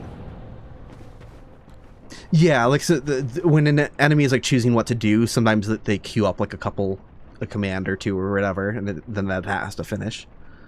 The pillars kept pushing me out. That was pretty funny. Yeah, all right. Crag Spider younger sister. What do we have next on the list? This is something relating to younger sister. Have we had ages of them confirmed? Confirmation. Lore. Hold on. Let me quickly get rid of all that crap in my inventory and just completely start over here. This is just a sound region. Yeah. Wait. Did we know that the fair lady was younger? Did she ever call her older sister in the dialogue? No, she just says sister, right? I think so. And obviously, Quelana doesn't talk. I guess I'd have to look through like Quelana's dialogue too. If I was like more on the ball of streaming and like having like hotkey set up for sound effects and stuff like that, people in the chat were saying like sound the cut content alarm. I should have some stupid sound effect that's like grossly exaggerated for relative to that we like, never play because we almost never find actual cut content. Or we do sound the alarm and it's like some like epic huge sound thing and it's just like it's literally the non-shaking we found a box second bridge somewhere. Yeah. And here lore sound the lore alarm and it's like she's technically younger than Quelana. Wow. Changes absolutely it adds no new perspective really. Like I don't see this being used anywhere. I think this is a sound because it references a sound. The background music. So I guess when you're in this area in this sphere near the bonfire, there's a there is music. Is that true? There is music here. Yeah. Shows how observant I am. Yeah. Let me get that music going. This music's cool. I guess I'll unmute the stream so I can hear it. Oh yeah, right. Wait, it can't be the small sphere, is it though? I'm not trying the right one. Am I? 2800. Yeah, wait, what? No, I'm still hearing the music. I'm not in it and the camera's not in it. Although we had that with the gargoyles, right? It's like there's like fall off or something. I think there is fall off. I think it knows. I don't think maybe we have to be inside it. We'd have to have a proximity to it, probably. Yeah, I believe the Fmod events can do fall off. I'd have to look at them, but they probably are hooked up in such a way that it's actually measuring your distance to the surface of the sphere, and then after that, it can then trigger the fall off to do a gradual fade out as well. Yeah, it did seem like they certainly have that capacity.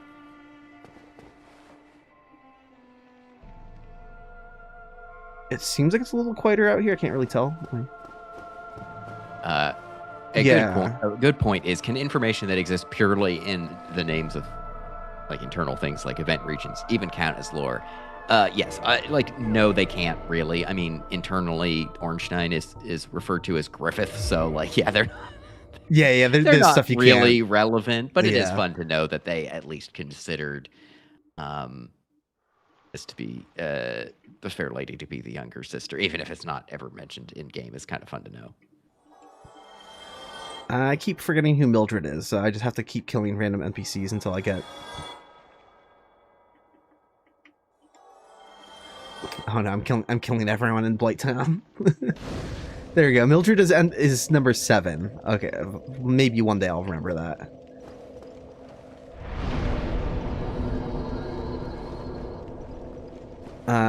But yeah, you're right. We did experience fall off things where we were a little bit outside the sound region in the gargoyles, and we're still hearing it. So yeah, I think that makes sense. Scroll down a little bit in the spreadsheet. Prince Izalith attack area. Well, I think I know what that is. Oh yeah, Prince Izalith. We know who this is. Yeah, speaking of the chat might not, or some people in chat might not, but yeah. Yeah. This is one of the more kind of like more well-known ones though that has made it out to the community in some way. This is not mentioned in the event scripts, I don't think, but we'll see. I'll do an AI search as well because that would make sense. Yeah, if you had to guess who Prince Izalith is, I keep triggering all the fights by accident. I'm like, why did I go through the fog gate? I knew I was going to start a fight.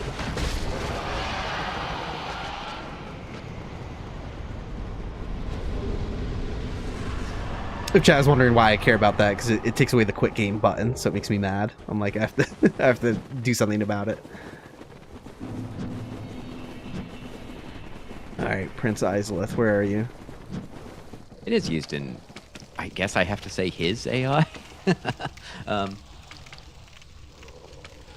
Yeah, if you're in this region, then yeah, that's how it knows what attack to do. Otherwise, it will only do a different attack. Oh, okay. Nice. Cool. Yeah, I wasn't sure entirely how that was handled. I wasn't sure if it was just distant stuff, but that makes sense though, because you can kill him from behind without him retaliating or even doing any attack animations at all. So that does make sense.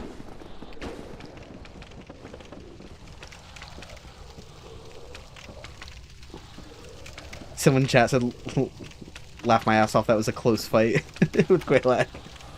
She's not moving and I've debug dash on and I'm hitting her a million times per second. Okay, now we get the 4 boring ones that are in basically every map, which is the Fog Gate stuff for the boss, or the boss fight stuff. Oh no, I have to burst Brayden's bubble. Said, gender for the wall hugger confirmed, new lore. One small problem with that is that there's a king, I think internally naming wise, there's a King Izalith. And that is the bed of chaos. Yeah. So, ooh. Yeah, I think the King Izalith is the like wooden thing. Although the wooden thing that actually attacks you definitely looks like a lady. So who knows? But because I think King Izalith doesn't refer to the bug. Yeah, I never really thought about it. I don't know. I figured all parts of the bed of chaos are an extension of the bug in the middle, but maybe not. Maybe she is just the thing in the center, and the thing around her is like her husband we don't know about. Yeah. You know, like, I don't know. This seems. Yeah. But, yeah. I don't think we can draw any conclusions from how these things are named, but it is fun to think about. 2996, what is this? Sound the lore alarm again.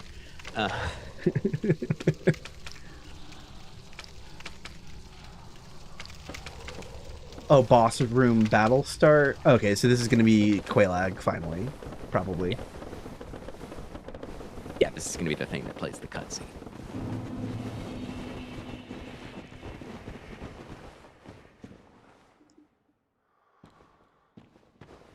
Hey, Simon, thanks so much for the 3 months.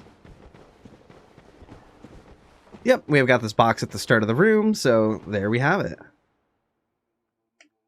That is that.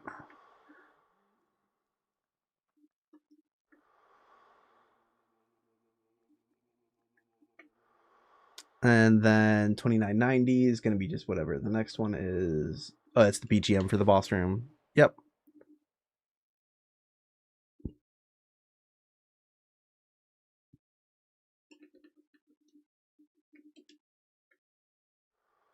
Here we have the Fog Gate anchor thing at 2997. Yeah, I can scroll. It's all stuff that we're familiar with, how all these things work.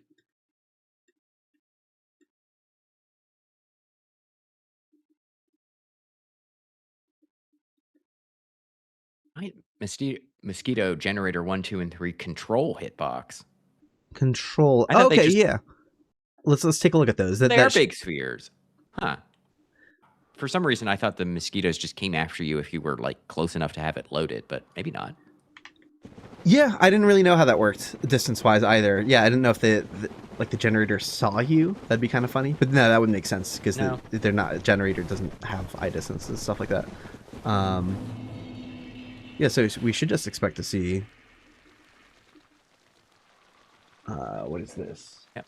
2200.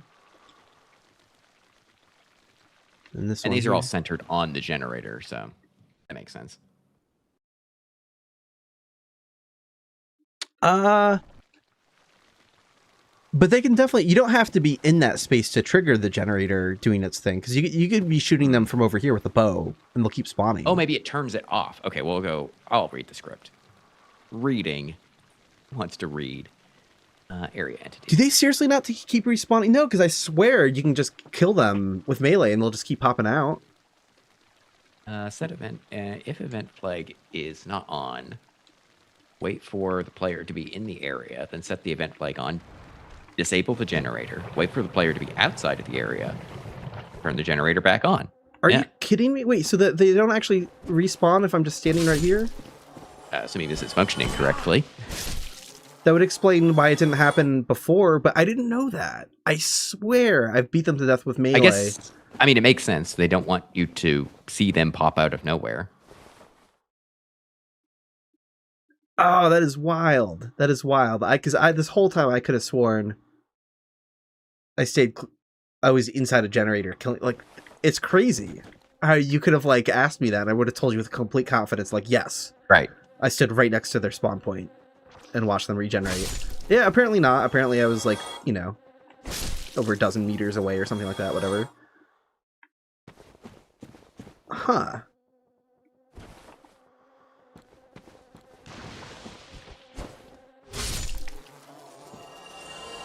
That's why they weren't respawning brings before. up that's Yeah. useful for rando runs. So yeah, if some obnoxious thing is spawning from a generator in a rando run, you could just go near it, I guess. Good luck.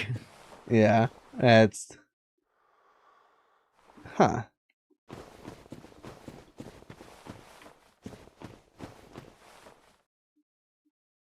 That is so funny. Yeah, I did not expect it to work this way. So yeah, that's new information. That explains why these other ones weren't respawning either, and I was so confused. So if I kill them now, we're going to see them spawn out in the center of that sphere over there. Yep. Yeah, I knew they respawned. I was just so confused by that. Okay. Yeah, because there's 3 mosquito generators, right? 7 can spawn from here, 7 can spawn from that one over there, and 7 can spawn from the one closer to Quelana. Which I didn't draw here, but event. What is the placement of that We one? are learning all sorts of things that's about right. big spheres in Blighttown. Yeah. Just stand over here. Or nothing. The mosquitoes are going to turn around in a second. They should. Oh, I'm not standing on the... No, I was standing on the wrong island. I'm stupid. There we go.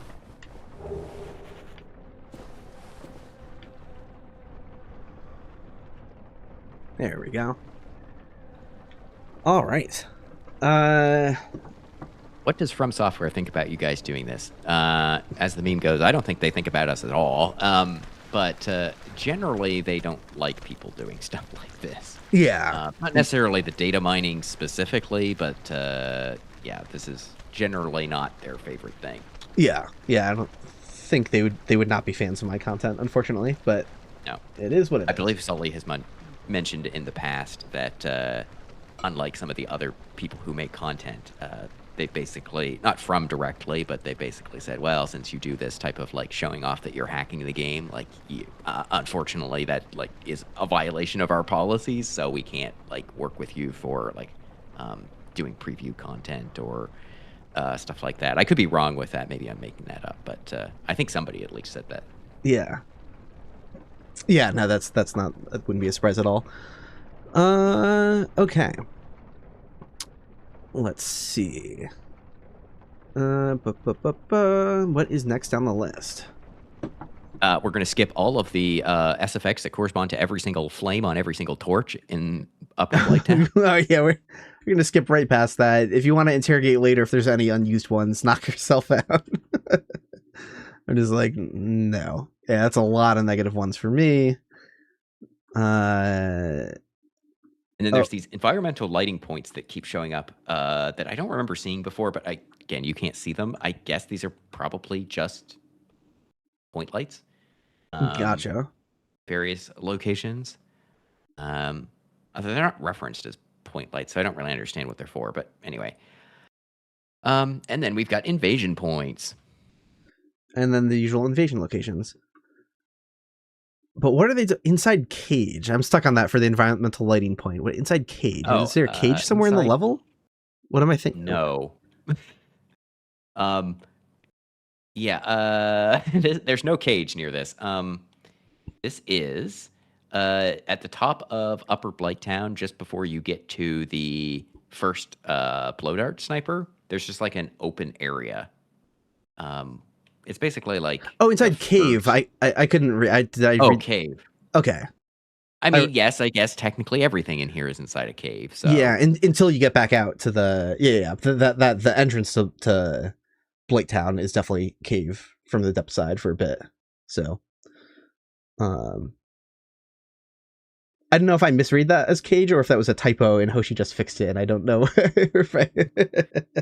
Yeah, maybe we were both hallucinating. I don't know. It could be. We could have just been hallucinating. I have no idea what's happening anymore. Invasion location. So we see, what is that, 7? Yeah. 1, 2, 3, 4, 5, 6, 7. And let me just check my old Invader spawn location list again. That sounds right, though. Yeah. 7 locations are logged. At the opposite end of the room from the depths doors. So you have to like walk around like to the ladder. That's kind of funny. At the end of the long shaking walkway, on a wooden platform directly above the parasitic wall hugger, on a platform at the furthest edge of the wooden. Some of these I was struggling to describe because, you know, you pick a really random location in Blighttown and like how can you verbally describe it? So this is the best I could come up with for spawn location number 4. I wrote, on a platform at the furthest edge of the wooden platform structure where it connects to ground level near a blow dart sniper and the crag spiders. Okay, yeah, the wooden structure where it connects to ground level. So I'm talking about like before you make it to the lower bonfire near blow dart sniper. Yeah, I could have just fucking said near the last blow dart sniper. Yeah, but what if people are coming in from some different direction? Yeah, the last blow dart sniper's at the very top. I did a good job describing most of these locations succinctly. I clearly had a brain fart on that one. Good lord, I could have just said next to near the last blow dart sniper. It says on a platform at the furthest edge. Let me interrogate this one. Let me judge my wording of this location. Is this furthest edge? This doesn't look like furthest edge to me. This looks like closest edge, but anyway. Oh boy. I've done with... Okay. Let's... Obviously it's a little... Well, no, I was going to say it's hard for you to tell, but no, you can be an invader and just record where you showed up. Yeah, oh yeah. That's how I did that back in the day, of course. Right, so... Motherfuckers, this one I could have literally just said it was right next to the last blow dart sniper. It's literally just right. It's literally right where he shoots at you from. I was having a laugh when you were saying this. I'm like, it's right next to it. It's right next to him. I was wondering if like, oh, maybe it was going to be like up here, or like. Well, that's what I mean. Like, how is this how would you describe that as the furthest on that platform? Like I said, it's the closest on the platform. Furthest from like when you're Jesus, fuck, man. Wow, I have to write a memo to myself 14 years ago, whenever that was. You're stupid. That's so funny to me. Okay, so the next location's on the large tree branch outside the Great Hollow, outside Quelaag's boss room, and near the Valley of Drake's entrance. Yeah, all of those worded totally elegantly and correctly, and this one I struggle will say on. near Valley of Drake's entrance is... It could be more specific than that, because that's obviously just... I think at that point I was just like, whatever. Because it's before it's before the hole in the wall that even leads you to all the guys with the clubs and everything. It's on that side of... Gotcha. You're still in Blighttown there, so... Gotcha. I think at that point it was like so distinguished from anything else inside the level that you're just like, okay, it's like the one by the Valley of Drakes. Got it. I've never really paid close attention. I'm looking at the map here of where where Blighttown, if you're going towards Valley of Drakes, you obviously are going into that tunnel there, but how much that is, there's a big, basically mound of earth that somebody has drilled a tunnel into. It's kind of obvious in hindsight of that, but just looking at it from a distance is kind of interesting. That it is this whole, it's going into a wall. Yeah, I like to think that the barbarians were the ones who did all the burrowing, and that's why some of them throw rocks, because they're kind of And have pickaxes. And and they drop the pickaxe is the thing. But they don't actually have any of the boulder ones in the hallway, or any loose boulders drawn as an environmental set piece, so the connection is a little shaky, but yeah, I like to think they did it. Also, again, just to reflect on, there's tree roots coming in through the wall, or the ceiling from this area. Again, what tree is that? Is that because I don't think that can be the one in Firelink. I mean, I guess it could be because it's right there, but it's not quite lined up. I don't know. I like that they never really acknowledge just how much of the game world, especially before you get to Anorlando, is just completely overrun by these arch tree roots and branches and stuff. So Snipes in chat asked, have you guys ever heard of the Super Nintendo game that you could rewrite the code using only the gamepad itself or something like that? Yes, that is an entire thing, actually. It's called ACE, ACE, I believe, Arbitrary Code Execution. Arbitrary Code Execution, yep. Yeah, it is a thing in, TAS speedruns especially, or I guess real speedruns as well. It's a thing. Some games there are ways to just do that in some games, and it's always a hunt of does this game have an ACE exploit? Incredibly funny stuff. Super cool, super fascinating. And people ask about that type of thing for, say, this game or more modern games, and that's really, really unlikely because these games are running. They don't have a reason necessarily to jump into random areas of memory and start executing stuff as code. It's still possible, of course, but there's a lot more of compiler safeguards and stuff like that, as opposed to stuff on these old game systems where they were just trying to eke out every byte, and so there's not a lot of protection for if you read off the end of a list or something like that of things not immediately going wrong. Oh, oops! I forgot. I fucked up the spreadsheet this whole time. We're still looking at invasion locations. We're still looking at invasion locations. Oops! I should be doing that in a separate window.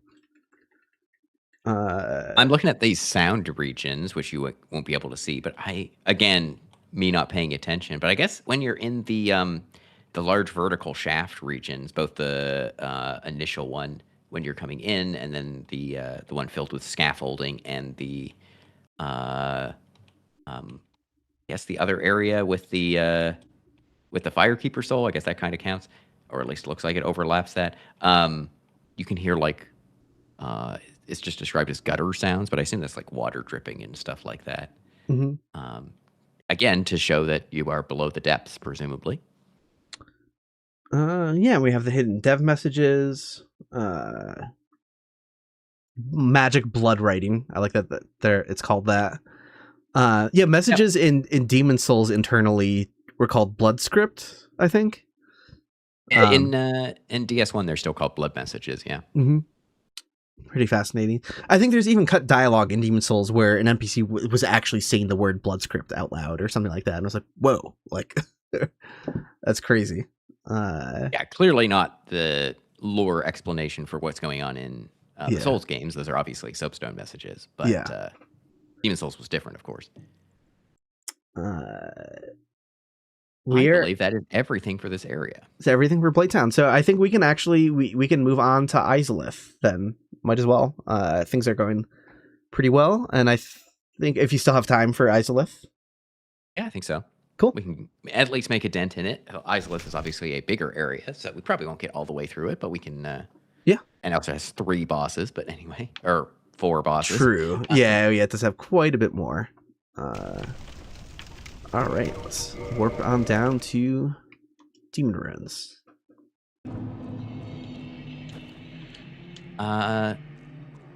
Anubarak says, I keep trying to figure out the geometry of the valley that Blighttown, Valley of Drakes, and Undead Burg are in. It does not want to line up in my head. If you want to play around with this, you should, if you have a computer and you're not on a phone at the moment. Actually, maybe you can do it on your phone.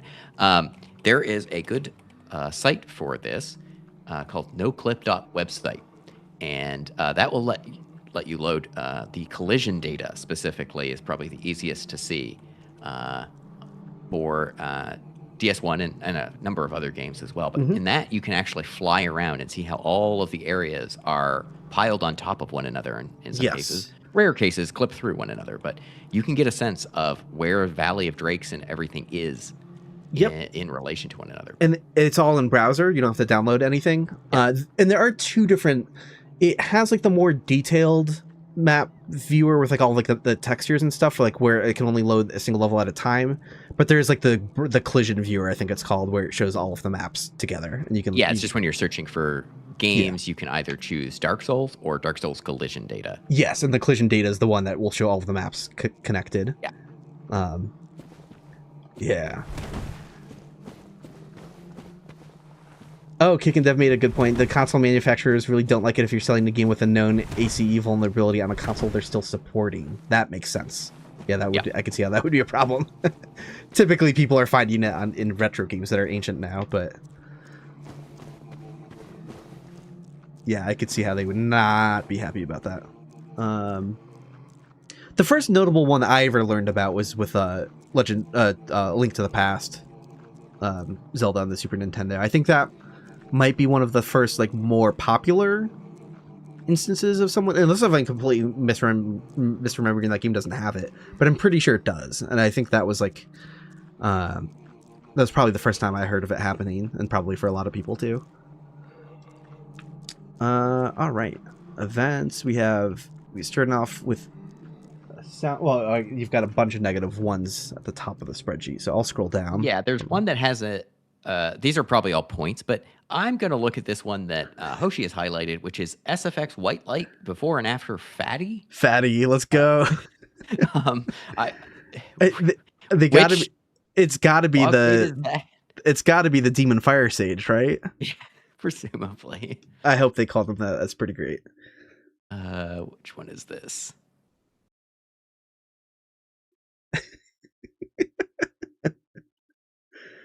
You will not be surprised to know that it is the Fire Sage one. Let's fucking go. It is the Fog Gate before, on either ends of the boss room.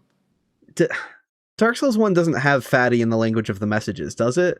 The player messages you can leave online?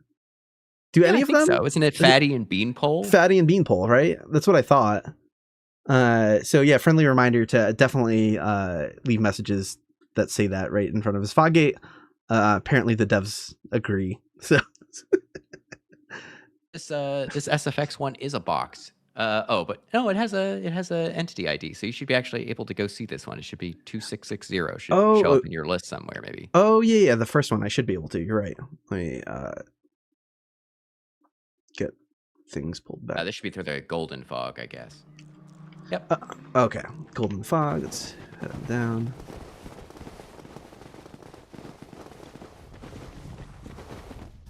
What did I call this Bernito? I just said region.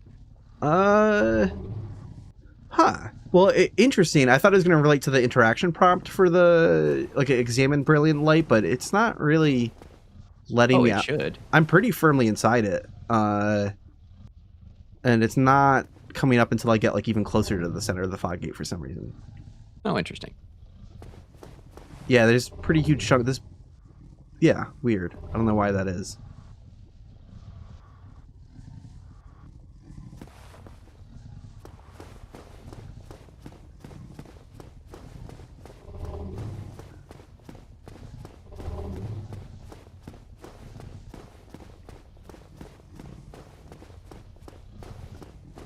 Oh, Simon was perplexed by Beanpole. What does that even mean? It's oh yeah, that is a way to say someone's really skinny, but not super common, right? That's not something that's no.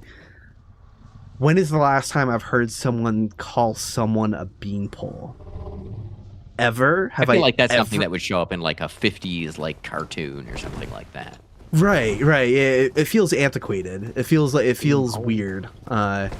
Is it novels from the 1800s talking about someone's appearance? Absolutely. That would not surprise me the least bit. So it's not something that totally took me out to see it in the Dark Souls messages, but it was a moment of oh yeah, they're referring to someone or something that's skinny. That's why that's there. So it is it's a little strange. It is not. No one American today uses that in common speech at all. Right. That's got to be. Yeah, twink. Someone said twink is more common. How twink is infinitely more common. Everyone knows what a twink is relative to beanpole at this point. That's okay. I don't funny. understand. So I'm skipping past all the SFX white lights because they're just there's so many fog gates in here because of multiplayer regions having to section this large area up. But there's one here called SFX fire particles. But this is, again, you won't be able to see this, but this is a point at the fog gate behind Fire Sage, the one that you would use to exit his arena towards Centipede. And it's just in the middle of that fog gate. So I'm like, what? There's no. I don't think there's a fire there. So I don't know. You're saying the fog gate for exiting the demon fire sage? Yeah, if you beat him and kept going. So I don't know. At least I'm pretty sure I'm looking at the right thing. Yeah.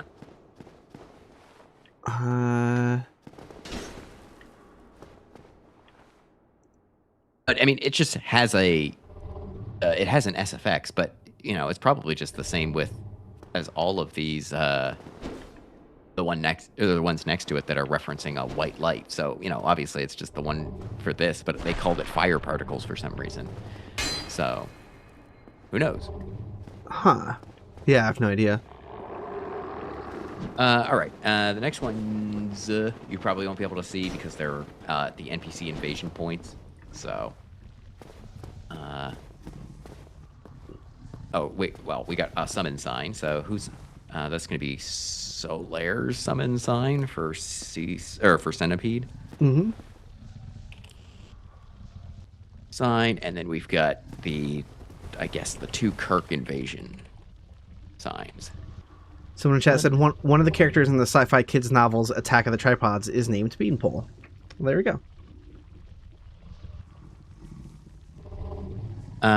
Okay, so then we get the regions that actually trigger the Kirk invasions, which are not really what I was expecting. Ooh, let's take a look here. Considering what we saw for Mildred and so on. Ooh, so the first one is the Demon Ruins one. Interesting. So there's gonna be a lot smaller, or maybe not even spheres. What do we got? This is 2010. Oh, you know what? Kirk's evasion thing in the depths was not a sphere. So I think maybe that's true. They're being consistent with Kirk, I guess. Maybe. Wait, why didn't I see it? What is it? 2010? Yeah. Should be right near the top of the list. Yeah, this is consistent with how it was kind of set up in the depths more with a... It's interesting that some are handled with spheres and some aren't. Yeah. Well, and this potentially suggests that the person who was adding this event was maybe just a single person going back through and adding the stuff for Kirk, as opposed to maybe the Mildred one was handled by somebody else who said, let's use a sphere because it, fits in this area better. Or, maybe it was just one person, who knows. But oh, no. I would have expected this to be something else. Hoshi confirmed with the Japanese is that fatty is like pretty derogatory in Japanese as well, but beanpole like isn't. So it's it's coming out on the fat shaming side of things. Okay. Yeah, this is he's not going to invade right now because I have the yellow fog gate up. Wait. Huh? I'm wrong. Why did that work? Why did that work? Hold on. This shouldn't normally be the case. This stops This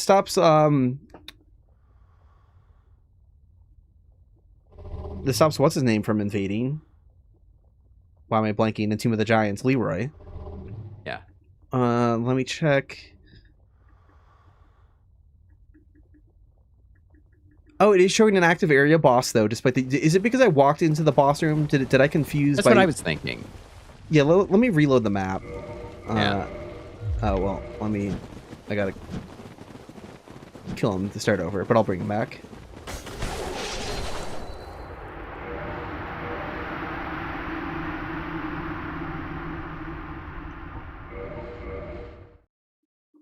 Okay, let's try this again. Or is it because I never killed? There's no way Daisy Chain got confused and counted Ceaseless as the area boss. No way. Is there does it show an area boss as soon as you load refresh the area? Yeah, I just came back here and flew down to like the walkway where Kirk invades without going as far as his invasion point yet. I'm just gonna look at my... It is showing a boss. Hold on, let me kill Ceaseless and then go down here. Oh, oops, I didn't make myself invincible into the kill plane. Hold on. Let's completely wipe all progress. Let's get out of here entirely.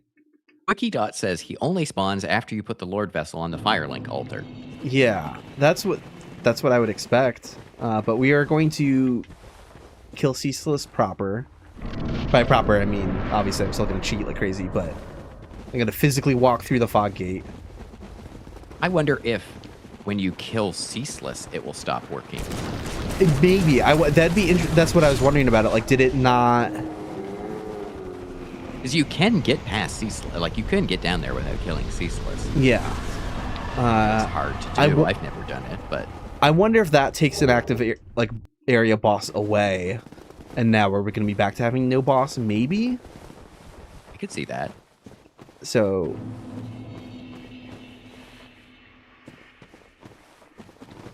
Should I have walked through the area properly? I don't think it really matters. Like, okay. I highly doubt it. Okay. Potato the Wizard asks, can you kill Ceaseless by hitting his feet? I believe no. If you're playing enemy rando, Matt's enemy rando, I believe he activated those so that you can, but I believe by default, no. If you give yourself the orange charred ring and run out there before killing Ceaseless, nothing. I don't think you can hit it. Yeah, look, he's not going to invade now. Boss entity ID is back to -1. So the question is, who was actually being triggered as the boss a second ago? It might have been Ceaseless carrying over. He might have been... Yeah, it wasn't me. It wasn't me flying around into Demon Fire Stage's room because I just did that now, and that didn't activate the boss entity ID. So does that mean that if you... This would be hard to do, legitimately, but if you skipped Ceaseless and then Kirk actually does show up, that you could run back to Ceaseless somehow and go through his fog and kick Kirk out? Yeah, I would assume so. But the ramification I was thinking of is, does that mean you can be invaded by other players online in this part of the Demon Ruins if you get down here with Ceaseless alive? Huh. That would be a really weird thing to test. I could test that sometime, though. Yeah. Yeah, I could just cheat my way down here in a legit save in a way that won't get me banned. Because that's really trivially easy to do with Gadget. Literally just warp to that bonfire with Gadget and then go online and have someone try to invade me down here. The yellow fog gate out. That is very strange. Again, other weird just quirks of details that we're learning by doing this that we wouldn't have understood otherwise. I guess there has to be invader locations down here then? Yes, and there is one. There's one in every location of the Demon Ruins. I forget. I think it's on the end of this platform with the Capra Demons. So yeah, I mean, we'll get to them at some point. But yeah. That's a surprise. That is, I was not expecting Kirk to be able to evade with the yellow fog gate up, but that is a glitch, oversight. That is Ceaseless counting as the boss to the area of the Demon Ruins that he's not the boss of, or shouldn't be of. So cool, very weird. So Wikidot is right in the sense that very few people get to that part of the demons without draining the lava. So it's basically right, but that'd be the type of thing we'd put a footnote on, like, or he can invade if you don't drain the lava and get down here. It's interesting though, because like you, at least as far as we can tell, you doing that skip is something that they were aware of because the bonfire doesn't spawn. Yeah, so they were aware of it. They did put in some considerations into the game, knowing that players could get past there. But yeah, I guess a random little invasion isn't the end of the world, and if they did notice it, they probably just said whatever, move on. Yeah. Okay, we're gonna look at the largest sphere in existence. This has a radius of 360 meters. Let's go. Has reached Ruins Bowl hitbox. Okay. Why would we Ruins Bowl? So are they talking about the Izalith dome? Yeah. Okay, why would Izalith need its own dome? For the stupidest thing I've ever seen in one of these games, basically. I think I mentioned this before, but well, what the hell is it? So, the event is very short and sweet, and it is entitled Izalith Death Assistance. Excuse me. So it says, wait for the player to be in this map and in this region, which is a little bit redundant, but anyway, and 3 seconds have elapsed. And then it turns on the only instance of this command in the game, which is character model specific kill planes. That causes a large kill plane to be activated, a secret kill plane to be activated at -400 Y. This is not actually a collision, I believe. This is just something that the event system sets up, so you won't be able to see it in the collision viewer. That will kill any Chaos Eaters that get below -400 Y automatically. Are you fucking shitting me? If you take control of a Chaos Eater and bring it into the Bed of Chaos arena, it will instantly die because it is below that threshold. Why? Because, like, here's the thing. I know that some Chaos Eaters are technically near pits, right? Like you have. Yes, this is specifically used for the Chaos Eaters that fall in those pits near Siegmeyer in the sludge area. Some reason, they were concerned that the Chaos Eaters might not die when they fall down to the bottom of the pits, and this was their solution. I just don't. This is Lost Izalith, folks. We're going to see some real stupid stuff in this because they ran out of time. I'm so. Like, because, right, you do have these pits somewhere. Let me find one. You do have these pits, but, like, you can just put a kill plane down there. You could totally do that. You could just put a kill plane. I think there is a kill plane down there. Right, there's going to be one for the player. And those normally kill enemies, too, by default. I think they kill everything, kill planes. Yeah, the reason I say that I think it's for this is because I believe if you go to the bottom of these pits, it's like right at -400. So, like very clearly lined up with what this is attempting to do. I could be wrong, but I believe that's what I saw when I was looking into it. This does yeah, not need a region. It just needs something it already has. Let me draw it because I'm sure I can just draw it. Hit instructions. Although I think maybe TK or King Boar looked into this at some point. I don't remember who, and maybe there is no kill plane here. But no, you obviously, or it's got to kill the player. Yeah, but maybe there's just a kill cam or a death cam plane, and then you just die from fall damage. Who knows? Because the pits aren't infinitely deep. Yeah, I'm not seeing a kill plane actually. Unless I'm just not looking in the right place. Okay, but you can turn off no dead or whatever and fly in there and see if you die. Oh yeah, I'm definitely about to do that. These pits don't have kill planes? Are you fucking kidding? Like, huh? That's the most confusing thing I've ever heard. Why? Folks, we are officially in the best map in the game for finding stuff like this. I at least knew this already. Otherwise, I would be substantially more confused. But the reason I know about this is because I had to figure out what all these commands do, right? And so one of them is just only used in this one spot, and we had a name for it, and so I just translated it. And I was like, okay, I guess that does something. Let me go play around with this because this is extremely weird to me. And that's what I was able to figure out. Yeah, I think they're just killing us with fall damage. Awesome. But there was a solid bottom to that pit too. So like, even if the Chaos Eater somehow survived the fall, does it fundamentally matter that it's at the bottom of the? I guess if you're doing like Siegmeyer's quest, I don't know. That seems really weird to me. Yeah, just put a kill plane. Yeah.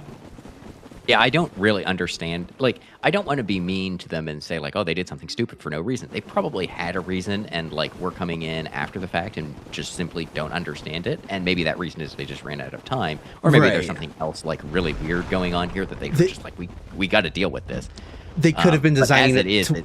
Yes, yeah. They could have been designing it to like work a different way, and then whatever that was cut. So then they have like an alternate implementation that looks really stupid in the end, but like could have made more sense earlier on. But the reason that I specifically ran into this is because I was trying to add a new enemy into the Bed of Chaos, and I was like, oh, I'll use a Chaos Eater because that's thematic, and I put it in there, and they instantly died, and I could not figure it out, and then I swapped it out with a different enemy, and it worked. And it's because it's specifically looking for it based on the character model.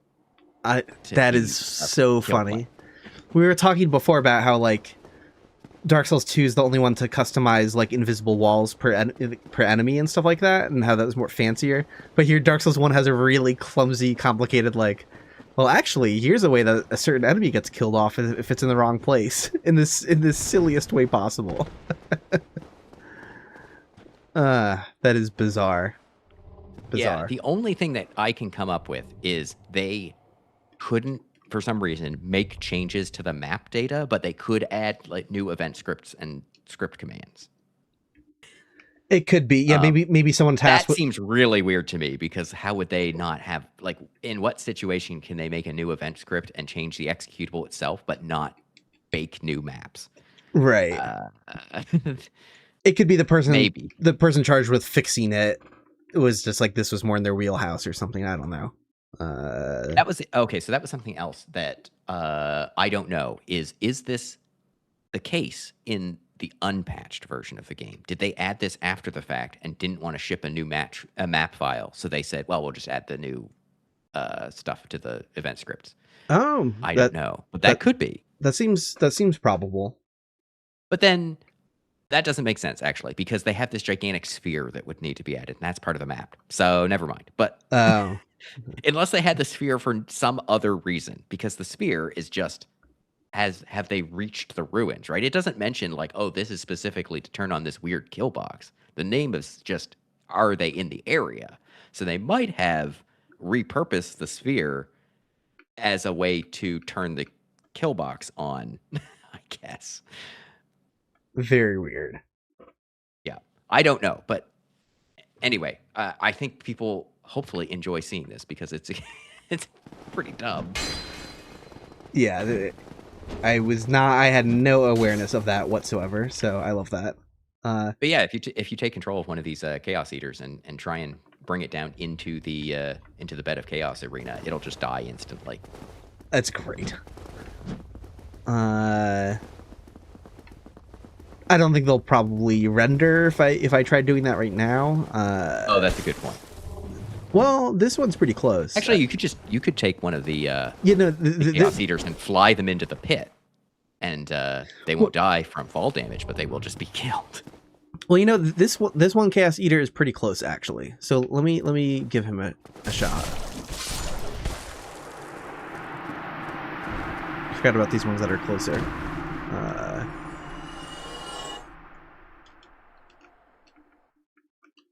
Yeah, my initial thought was that they are doing something with, what if a Chaos Eater gets like out of bounds and falls into the like lava outside of the main city area? But no, 400 minus 400 is too deep for that. It is specifically the bottom of those pits and also the Bed of Chaos arena. That's the only areas in this map that get that low.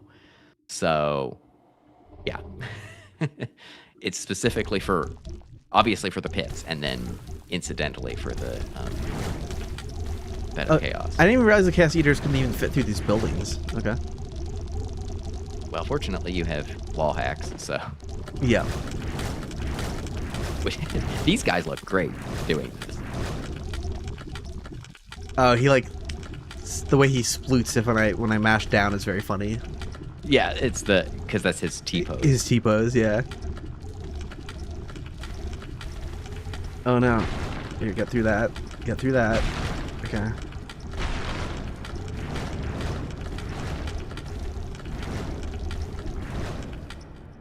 I think he just de-rendered, sadly. Oh, that's unfortunate. Yeah. Will he come back in if I join him down there? I don't think so. Oh, he did. He did. Okay. That should be low enough. I'm surprised it's not happening. Okay, so let me switch control. He's certainly doing something. I put no damage on, but I didn't put no dead on. I can't imagine it would try to damage him to make him... Well, turn off no damage. I don't know if it was related to that or if it was a time-based thing, but he definitely just died, so... I suspect it is just probably trying to deal a ton of damage constantly. Oh shit! Okay, so yeah, it probably was. I was really not expecting that to be facilitated through damage. Fascinating. Okay.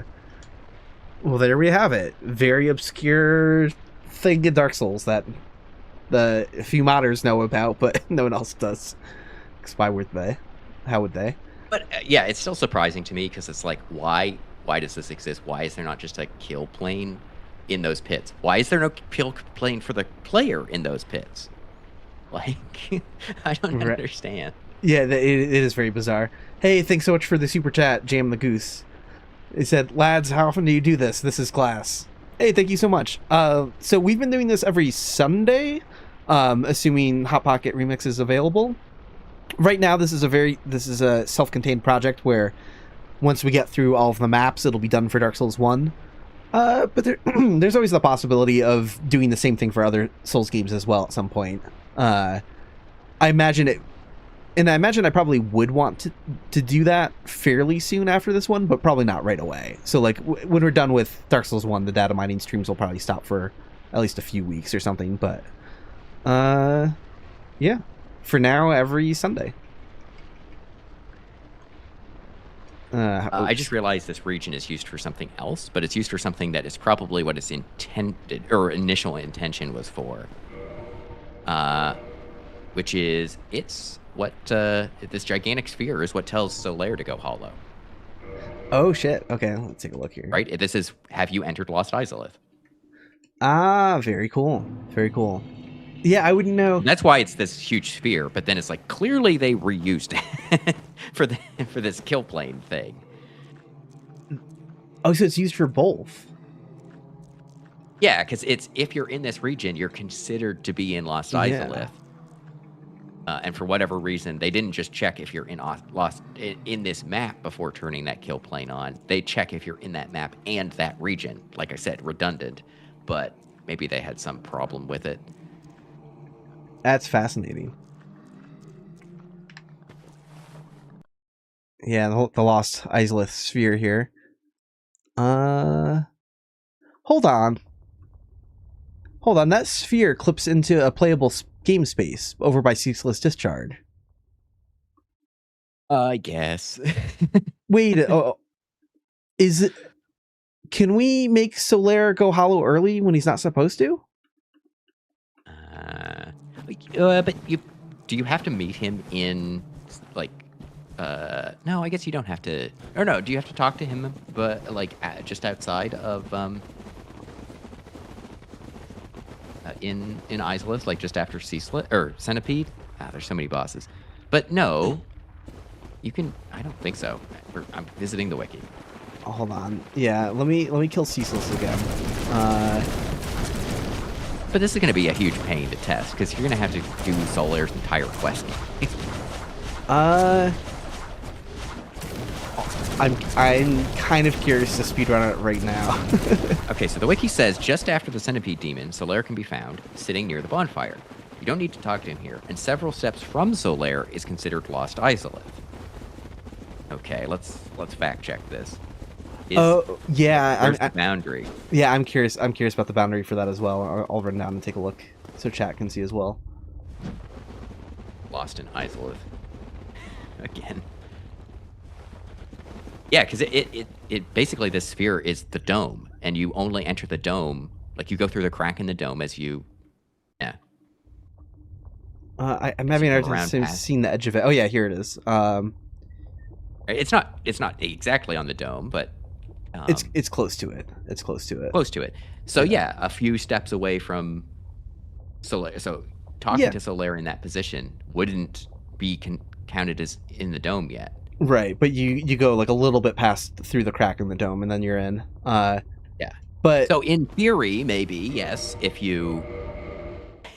All right, time to advance Solaire's quest line. Let's go. All right, so we're gonna go. This is gonna be. I'm gonna have to read NPC stuff at some point to figure out if you need to meet him in Demon Ruins, even, or if you can just accidentally do it by just going into this region at some point. All right, I'm meeting him in the Undead Burg right now, Parish, whatever you call it. This is the Burg. I don't know, because I'm sure that I would have gone over and fought all these Taurus demons. He says, probably lying. Why would I go and fight all these Taurus demons? But anyway, it would be possible to miss that spot fighting all the Taurus demons, though. Yeah, it's just a little outcrop. Yeah. You'd have to really. And if it is conditioned on Solaire being down in Demon Ruins first, or before this starts to be checked, then why would you come back up to do this? Right. But maybe. You don't actually have to summon him at any point to like advance his shit, right? But whatever, I'm gonna do it.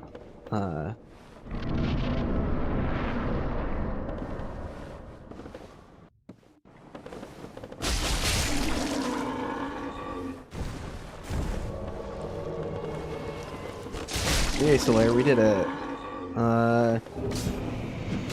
I don't think, like, what do we actually have to do to progress this quest line? I'm just like, should I be ringing both bells? Does it even matter? I'm just gonna do it. Just if that feels like basic gameplay progression, that I might as well, just to be safe. Player action. Well, that's just how to.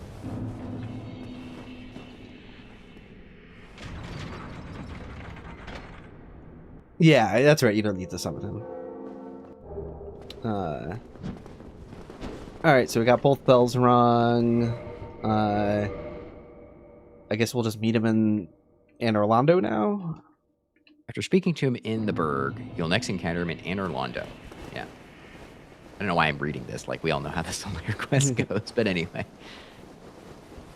And then it says the encounter at the sunlight altar is optional. So then after this, you just Just go to Demon Ruins. Yeah, you definitely never have to talk to him at the Sunlight Altar. I know that. I remember that. Because that's the place a lot of people don't even realize he can wind up at. Yeah. Oh, there you are. You've been quite smooth.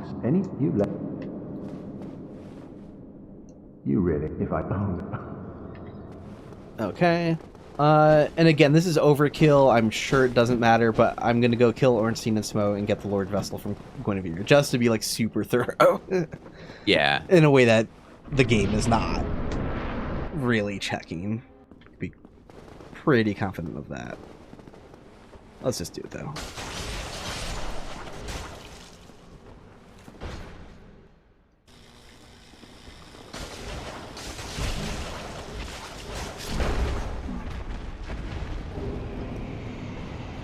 Potato asks, he can be at the altar. Yes. So after you leave Anne Orlando, go. I'm just reading from the wiki if you want to follow along. But anyway, after you leave Anne Orlando, you basically can go to the Sunlight Altar, and he'll show up there. And he has special dialogue where he's like, "Hey, the Warriors of Sunlight are cool. Look at this cool statue." I mean, he doesn't say that part, but he tells you about the Warriors of Sunlight specifically. It shouldn't matter, but I'm also going to place the Lord Vessel just to clear the Yellow Fog Gate. Like, again, this is all stuff that really shouldn't matter, but it's what everyone normally does in their playthrough at this point, so just to be extra safe. Why not?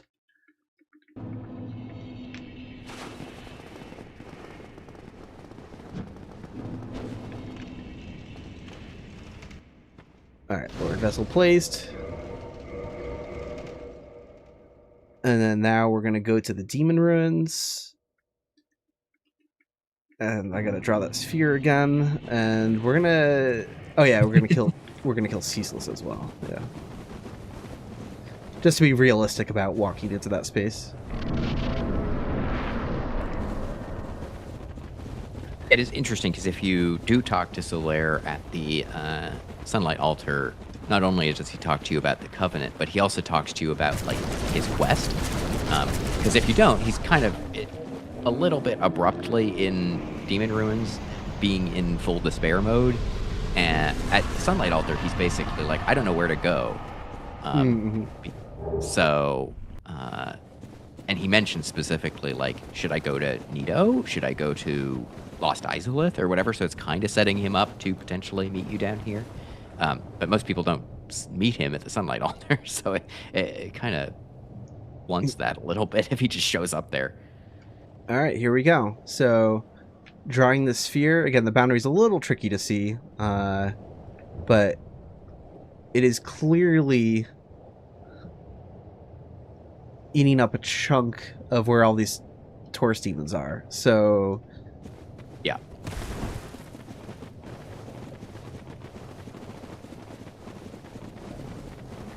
I don't know how you're going to see that Solaire has gone hollow without visiting Lost Izalith, though. Well, no, because he goes crazy in the shortcut hallway, which he shouldn't be initially. Like, we should be able to go down there and cast like poison through the door if we want to do like the cheese method. Yeah, you could probably also just like highlight his character in debug and see where he is. Yeah. I don't know if a quit and reload is needed, but that'll be wild if he's already hollow. I don't think so. It's it should warp him there immediately from the looks of it. But I think this thing's right. Doesn't look like anything happened. Where is the sphere? I want to make sure I'm not walking through it again from this side. Okay, it gives you some leeway. Yeah, it's not that close to the shortcut door here. Careful to not kill the important chaos bug. Yeah, I think I'm gonna require a reload. Yeah, I'm gonna do a reload.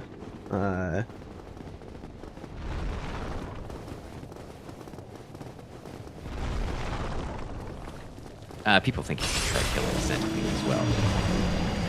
But I'm not sure about that.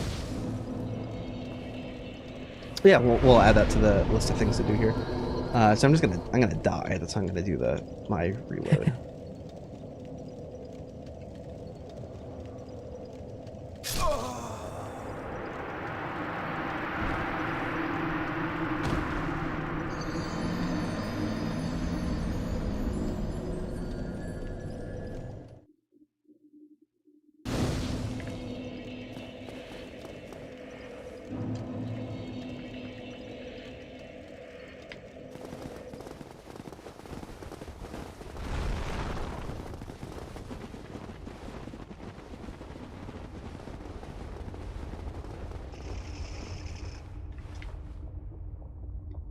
No, I don't see him over here. So yeah, let's add killing centipede demon to the list. Yeah, maybe there's a decent chance it does need you to like progress him to the point of getting depressed down there, and then not set foot in Izalith. But I think maybe we're gonna discover that getting him to show up sad and then backtracking to the passage horse demons up there makes him go hollow, which would be very funny. I suspect it.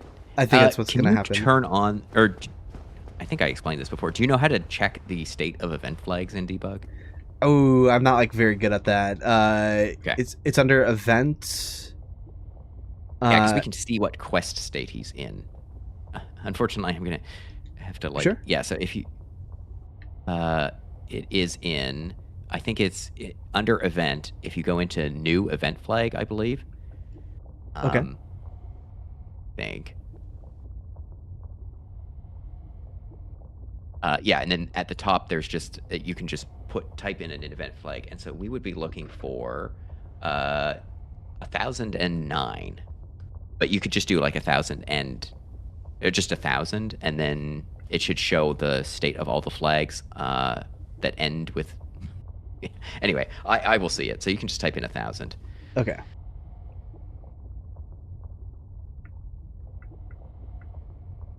Is that what you needed there? Oh, sorry. I know there's a bit of stream delay. Yep. So that shows that he's in state 1008. So that means he's not in the correct state at the moment. Okay. So he needs to be in 1009. So, which I suspect is the next state. So you're probably going to have to go talk to him. All right, we'll kill off the centipede demon. So once you talk to him, that should update in real time. So we should see, 9 turn on. That's my guess. I mean, I don't know what these flags actually are looking for. I don't even see him down here. Okay.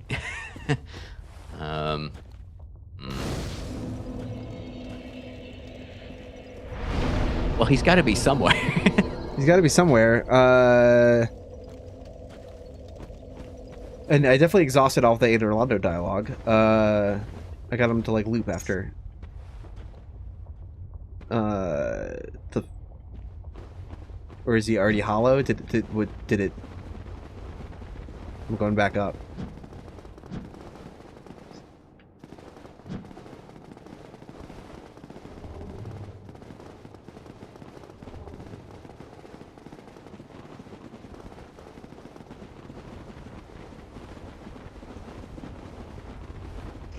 It looks like 1008 is set by talking to him in Orlando. So okay. Sense. All right. So let's. Where'd he go? Where'd he go? We'll do another quit and reload and just. Actually, can you find where his character is? Like highlight him in. Oh yeah, debug, I could do, right? I could do that as well.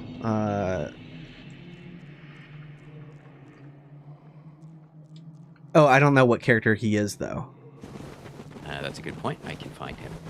Actually, I don't know where he is in by default in this map.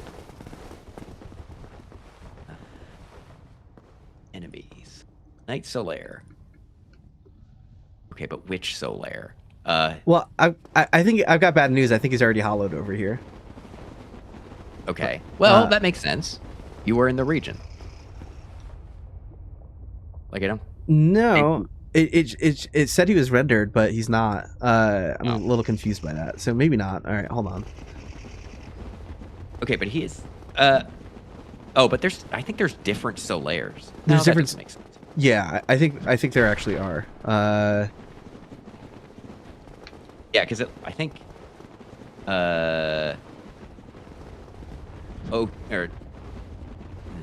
C02 is Solaire in Demon Ruins, as is 03. That's his hollowed one. And then 07 is his summon version for Centipede Demon, I think. So yeah, where the hell is he? I don't understand. You don't have to talk to him with the Sunlight Altar, but let me go give that a go, I guess. Yes.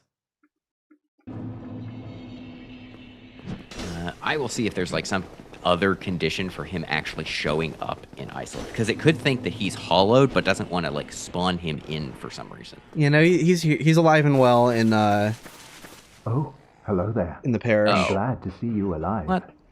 You have done well. Indeed you have. You've a strong arm, strong faith, and most importantly, a strong heart. I am in awe, really. Yes. I'm letting the dialogue What play do you because there think? is a lot of people haven't Why not join me? seen this. As a warrior of the sun, righteous knights, guardians somebody, of all that is good, in the name of Destructive the Games Lord wants you of to check his sunlight. flag state. I think he's yes. still going to be in 100. Oh no, he's in 7 now. Okay, cool. Great. Oh, is he not an 8? That's what it looks like to me, but I don't. Maybe I'm reading that incorrect. Oh no, it isn't 7. It isn't 7. Yeah. I Oh, hate man, NPC Ken, quest line flags. They're like impossible to sort out.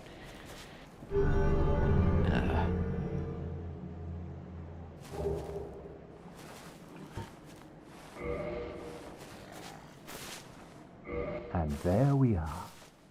Now, just say a prayer at the altar of sunlight, right there. Then you shall know the brilliance of our sun. Oh, hello. Exhilarating. this breaks I his am quest. blessed to have No, it found shouldn't. There's such a no way. brave companion. Oh,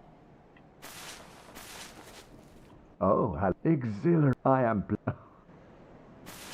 Okay. Oh, hello there. This is not mandatory for get medium down. It really should not be. Yeah.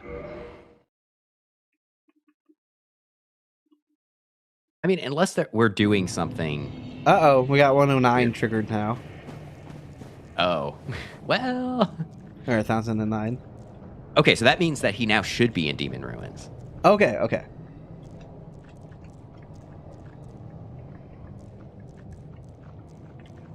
Or, well, what? Actually, let me check to see what flag gets set when he goes hollow. Maybe this whole time, the Sunlight Altar loading is mandatory in his quest line, and people didn't realize it because maybe you don't have to talk to him, but maybe you have to get him to load. Maybe you just have to load the map, and of course, everybody's going to load. Well, not everybody, but most people are going to load the map as they warp around. Right, they're gonna revisit Andre and stuff like that, or like this. Yeah. Huh. Oh, I don't want to look into this. Solaire's quest line is long, and sorting this out is gonna suck. But I probably should, because it does sound potentially. Because I feel like I've heard people say like, oh, Solaire isn't showing up in the right place at the right time, and everybody's feedback has always just been skill issue essentially. But it could be. You know, how would people know that, like, oh, the map needs to get loaded or something? Right. So I'm going to make sure he's not already, like, here hollowed. He shouldn't be. He should be down. But before I go talking to him, I am going to try walking into that region again by the Taurus demons. Yeah. Yeah, he's not over here right now. I should keep forgetting to keep his thing displayed.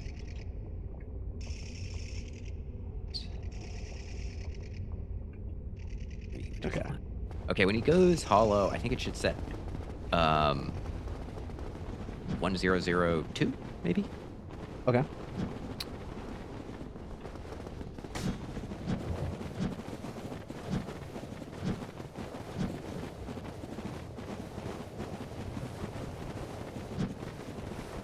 This was also making sure that event like 800 isn't on. Oh but I my don't know god. what- Yeah, 1002 just got set.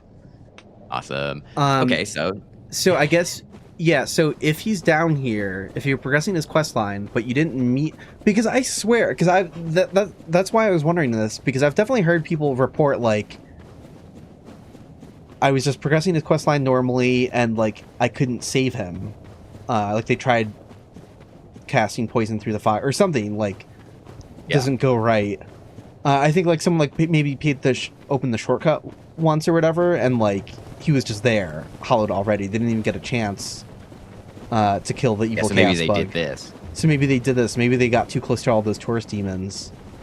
The classic condition to make Solaire go hollow. You messed around with the wrong Taurus demons. Yep. There he fucking is. It's the first time people are happy to see Solaire go hollow, I think.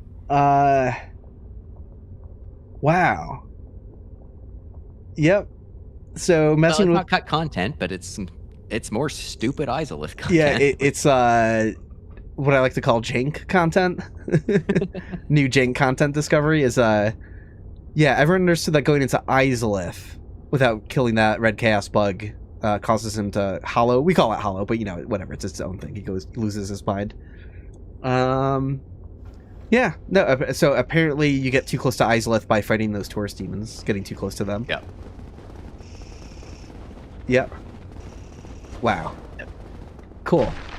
And then we can add it to the pile of Dark Souls 1 jank. Love that.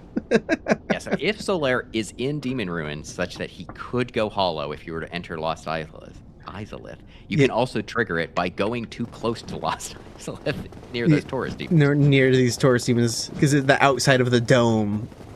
Yeah, they didn't make the sphere quite right. Yeah, they didn't make it quite right. They didn't place it completely. I'm going to draw it again once more. It's a bit too big. It's under event, draw, region draw. You can see that pink line. I don't know how thin that is on the stream. Pink line is part of a very large visible, sphere. Hard to see.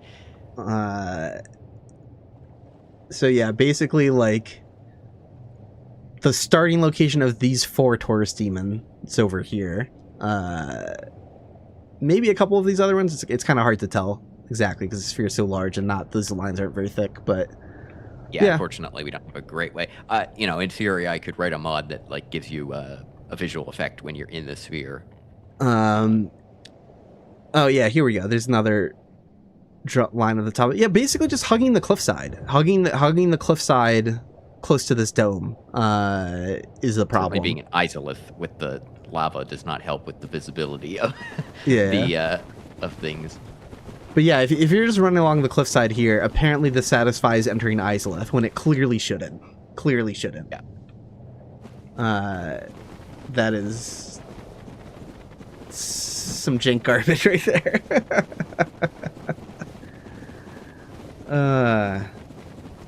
Incredible. But yeah, people in chat are talking about, well, if you fight Centipede, one of the things that you get is a ring that lets you walk through lava. So you might be like, oh, I'm not going to progress forward just yet. I'm going to go back up to where there was all that lava and an item sitting in the middle. And an item in there. Yup.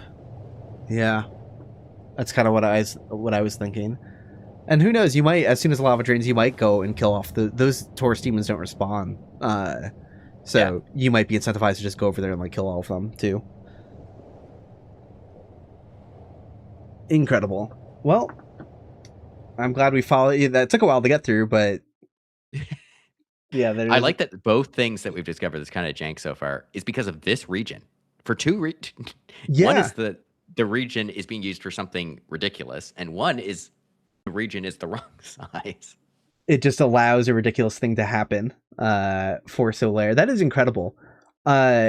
Since that took a little while to get through, would you be okay with calling it here? We can resume the rest of Izalith next stream, and we could pivot to playing that game I was talking about. Yeah, absolutely. I'm going to mark this region as me to look into how Solaire's quests work, because now we got to know why you had to go talk to him in the parish specifically.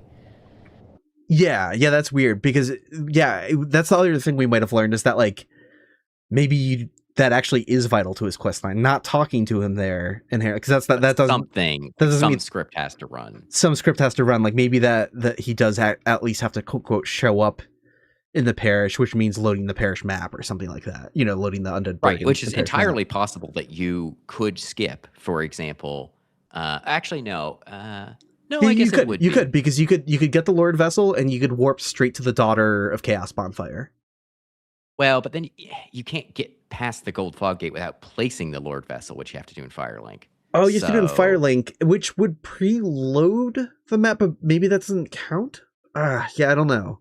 I mean, there's probably a ridiculous way to get there, which is, okay, then I warp to Darkroot, and then I go down into the Abyss and use Cath to place the Lord Vessel. Oh, that won't load, right? Like, who knows?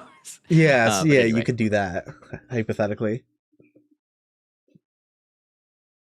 Oh, but anyway, Madoy did just ask. I will take one look here. What about altering the brightness, like in the tomb, so we can see the box? Maybe. Let me take a look here. I feel like it's just going to globally make everything less saturated or whatever, so the trigger the volume isn't going to be any easier to see. But let's take a look here. Group mask. I mean, unrendering the map is the thing that'll instantly let us see it, but then the problem is we kind of want to see the map at the same time to see like what it overlaps with. It's like cool, it's a big sphere, but you have no frame of reference. Yeah. So that's a little tricky, but let's try it again with the line's mostly visible at 1080. That's good to know. Like I can see it on the stream, but also I know exactly what I should be looking for. There's just certain colors up the contrast and maybe we want red less visible. That doesn't make any sense. No, it's like disappearing in green, kind of. I'm arbitrarily increasing.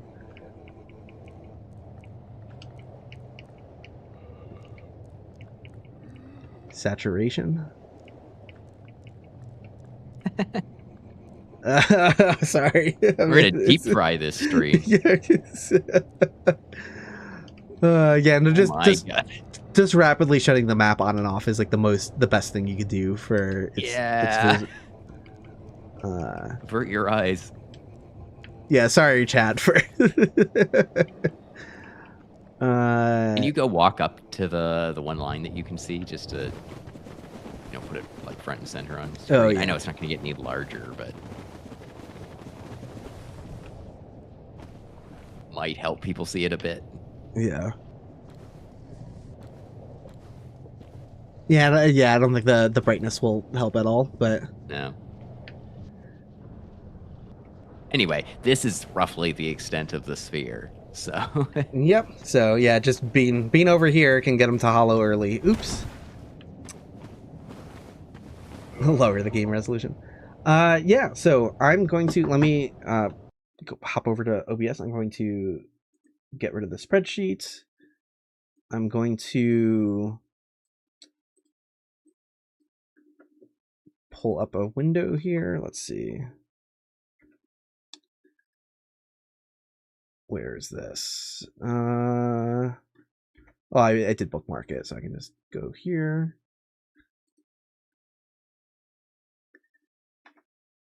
And let me add a window for this.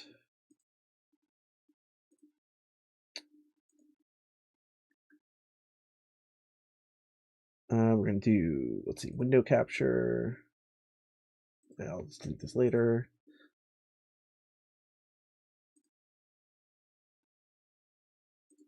All right. Soulsdle. Oh yeah, sorry, you're gonna have stream delay. So like I just have to read this out loud to you, or maybe I should be streaming to you. Well, I'm not gonna try streaming twice. I'm not gonna risk that. I was like, no. I should be streaming to you live on Discord at the same. No, people do that though. Yeah, they do that. Let me try and hold on. I should put this below my PNG tuber, so I'm back in the view. So yeah, someone recently made a game called Soulsdle, like a Wordle suite of games, but for Dark Souls.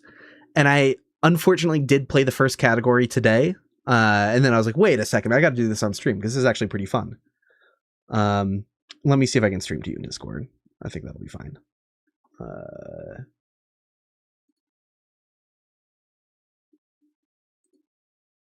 So hopefully you can see that, and hopefully chat can still see it at the same time. I think we're good. I can see it, yes. Okay, cool. So unfortunately I did this earlier. I can show how it worked.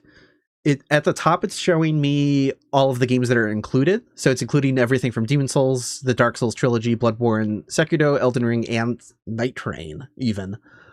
So I guessed Ludwig the Holy Blade as my first boss, and it told me, you know, not really anything useful. I guessed Gwyn. It didn't give me a green on Bloodborne, so I knew it wasn't from Bloodborne. It gave me a green on not DLC when I guessed Gwyn, and didn't give me green on Dark Souls. So I was like, all right, it's not a DLC boss. It's not.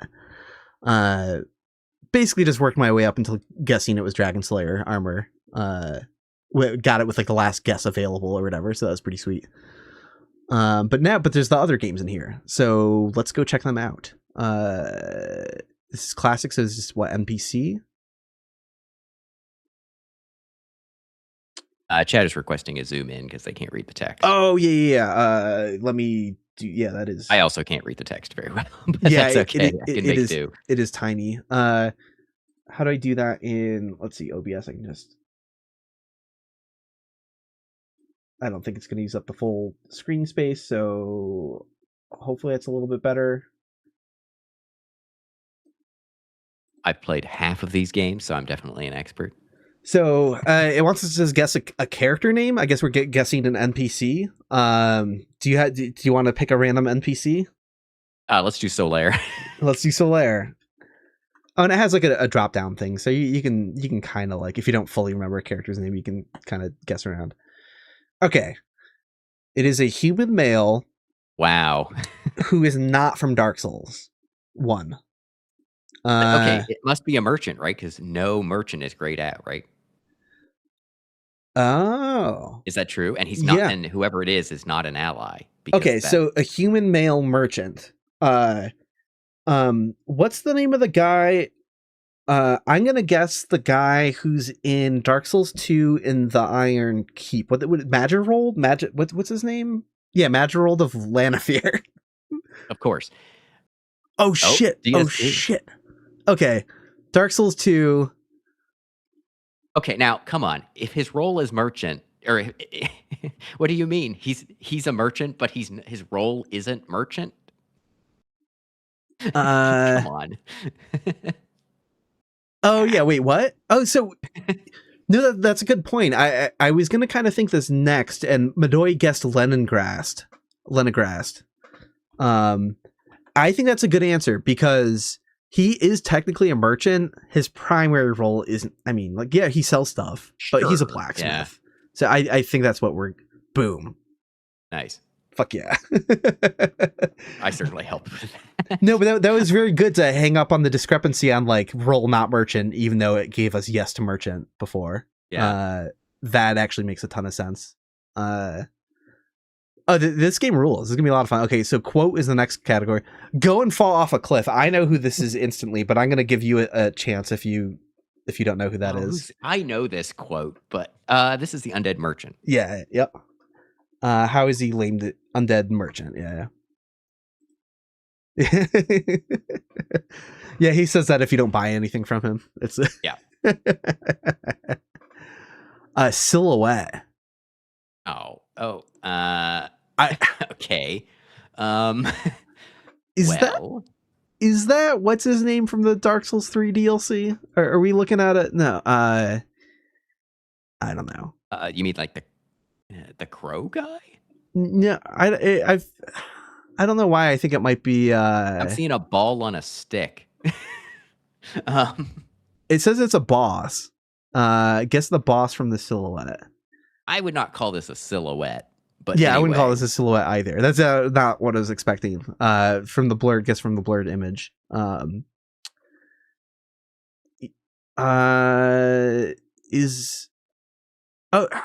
Is it from Okay, so it Sekiro? is a Maybe boss. is it like the big when the God, my knowledge of Sekiro is so bad. What's the guy from the beginning of the game when he turns into a boss, the demon of hatred or whatever? Yeah, you're asking the wrong person because I haven't played Sekiro, but sure. Well, it's been made slightly clearer. I'm trying to. I don't really understand what's going on here. Yeah. I see like an eyeball on a stick or something. Is it like demon princes and one of them's doing like an attack or something? I don't know.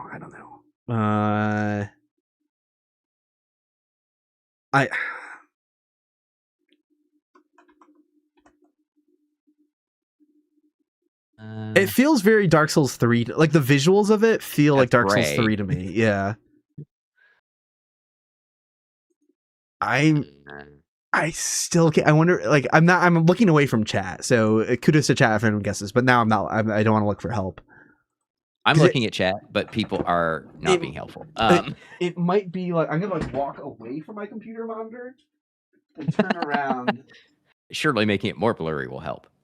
Honestly, though, like, kinda. I still need to waste another guess. I think I need it to come into focus a little bit more. So far, I disagree with all the guesses in chat, but I'm to be wrong. Is that demon? Is it the centipede demon? There's like lava at the bottom. It's not ceaseless because you would have. I was gonna say it was like the demon in DS3 that's in Ash Lake, but I don't think he's red, is he? So he kind of is, isn't he? What's he called? He's not the demon fire sage demon anymore. I can't even...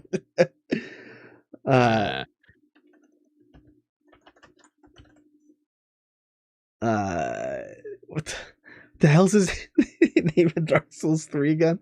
I can't remember. It's just the other asylum demon again. I don't know what this. I'm gesturing with the mouse as though people can see me. I know it has demon in the name. What's this thing on the left? Why does it look like a big eyeball? I don't know. It's old Demon King. Oh, that's true. I don't. No, it's not though. What is this fucking thing? Again, I'm walking away from Lawrence.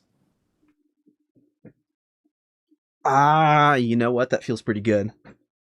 Could it be Lawrence? Because he's got a big fire thing underneath him. No. Okay, well. What? No. Why is this so hard? This is a boss? This is a boss, apparently. I don't... Kajet has a guess that I think might be right. Somebody said Watchdog of the Old Lords. Let's try Watchdog. Did that have... I can vaguely see that, but I don't know. Did that have red stuff on the ground, though? I don't think so. It did, apparently. My god, I was not... Well, shout out to chat. Oh, boy. I was not getting that. That was going to need to be... boss. I did fight this boss, but... If I was able to recognize the Bloodborne character in the bottom left, then I had a chance. Well, sure. Before that, I don't think I did. What the heck? This is a bad version, a bad picture of this boss fight. Like a quarter of the image is taken up by the player character. Yeah. That's not a great image for that. What's in? And then infinite is you just keep going until you get it wrong, and so you pick one of the other puzzle types. So. Oh, gotcha. So we did all of them. So unfortunately, we didn't get to do classic together because I did that off stream and then realized. But yeah, I say if this gets updated every day, which it looks like it does, I see no reason to not like end every stream with this, because why not? Kind of inspired by Hank Green always closes his videos out with like doing connections or whatever, and I'm like, oh yeah, we can do Soulsdle now, and I can embarrass myself when everyone quickly realizes like, dude, a loser, he really doesn't know anything about Sekiro. Like, or even like Elden Ring bosses. There's so many bosses where I'd get the names confused and be like, I was going to say, Morgot, I feel like Margid, I'm not going to be very helpful here because I haven't played Demon Souls or Sekiro or Elden Ring or Night Rain. So Gotcha. I'm at somewhat of a disadvantage. I mean, I know stuff about these games, right? Like I know Mhm. the bosses of, or not all of the bosses, but many of the bosses of Elden Ring. I'm not like blind to this. And Oh, same with well, Demon Souls and stuff. it does, like, I think I'm going to play all by default every time normally. But, like, we could do Dark Souls specifically, for example. We could do Dark Souls. So, for an example, but that's a little too easy. There's not that many bosses in Dark Souls 1, right? Do you want to guess a random Dark Souls 1 boss? Especially if we have 11, what does that say? 11 guesses? Sure. Let's start with Capra Demon. Capra Demon. Well, he's in Dark Souls, we know that. Okay. He is optional. Not DLC, optional. Okay, so optional, not DLC. So my next guess not weak to fire or lightning, or maybe weak to, I don't know. He's not a demon either. So that, okay, I was like, Capra Demon was a bad first guess. I disagree with that now because we've knocked out every boss in the DLC, every boss that's in Undead Burg, and every boss that is not optional. So, yeah. Okay. So I'm going straight to Moonlight Butterfly, I think. That is an optional boss, and it's What would Butterfly be weak to? Oh yeah, is it weak to lightning? I feel like it'd be weak to fire, but I don't know how that would show up here. What other optional bosses? Okay, it also says it has more HP than Capra Demon. That's what the up arrow means, presumably, on that. Oh, which doesn't help us. That's like almost every boss. Yeah, not helpful.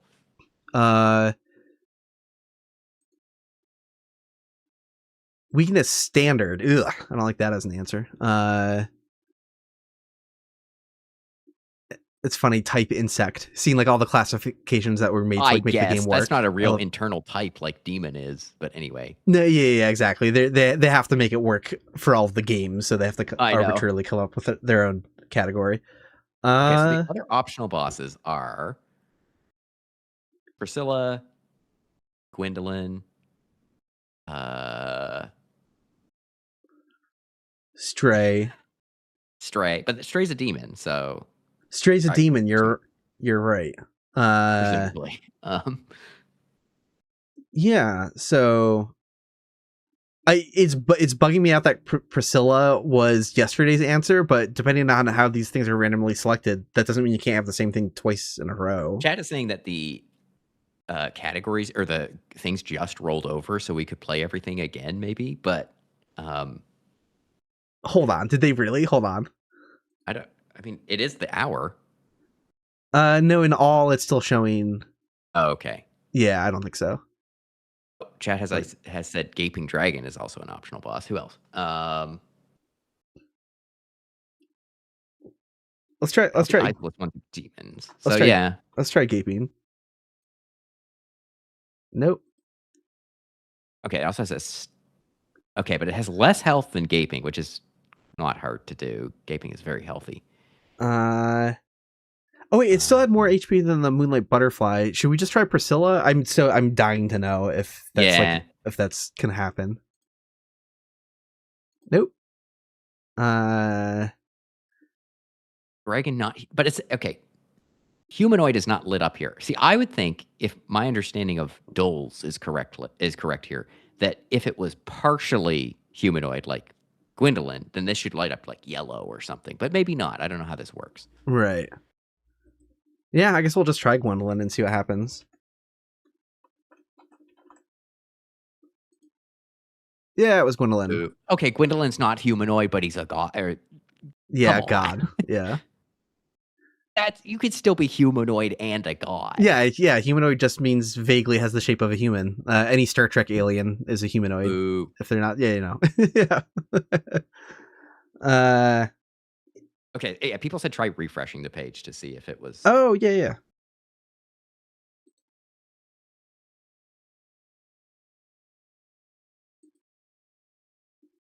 Is Hydra in Dark Root? Hydra's not considered a boss, I have to imagine. No boss health bar. Nope. Refresh.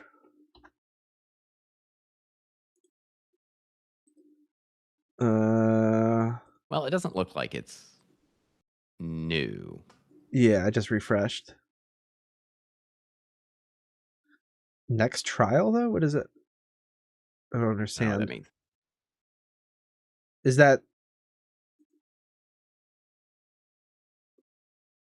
Yeah, no, they're all checked off. Yeah, 4 to 4 Yeah. trials completed. Huh, I wonder if it's different regions, which would be kind of weird way of handling it. Doesn't seem too likely, I mean, but I guess it could be. oh yeah, it says next trial resets and it's giving us like it now it's saying like it should have rolled over like 4 minutes ago, it looks like. There's a timer at the bottom of the page. You can't see it right now because I have it zoomed out, but let me zoom this back in. I can see it. I trust you. Oh yeah, you can see it. Yeah, chat can. If I go to how do I do this again? There's transform fit to screen. No. Yeah, people are saying that they have the new ones. And obviously it thinks it has rolled over based on the day. What happens if I open it? I don't know the URL, so. Huh? Why is this not oh wait. I'm selecting the wrong thing. I was so confused. I was like, why is this transforming not working in OBS? Yeah, it shows a timer like it just went, but I just Yeah, when I open it, it has the same stuff that we just did. I gotcha. wonder if it's accidentally using local time. Huh. Anybody if the people seeing this in chat after midnight or something? Right. I don't know. Cool. Well, thanks. We'll end on that note, but yeah, thanks for hanging out. And that's again, I look forward to ending streams with Soulsdle. A little thing to look forward to at the end of a run of randomizers or anything really. Yeah. Yeah, good stuff. Silly stuff discovered today. What did we discover? Solaire, or another way to mess up Solaire's questline. We discovered another way to mess up Solaire's questline. I shared some details about the stupidest kill plane in existence. Oh yeah, Quelana not aggroing if you stand right next to her when you aggro her. Yes, we also discovered that you can parkour yourself over a swinging bridge trigger.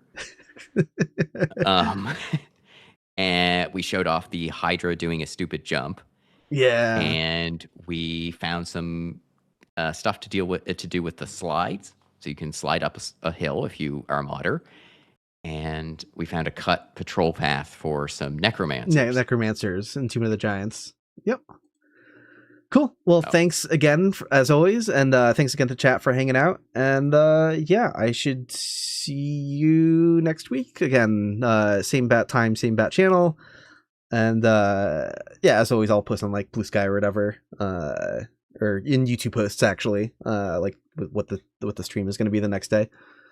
So yes, if the first couple regions that we've seen in Lost Izalith are any indication, next stream should be very interesting. I hope so. I hope that's my hope for the next stream is that we keep finding more weird stuff in Izalith. So fingers crossed.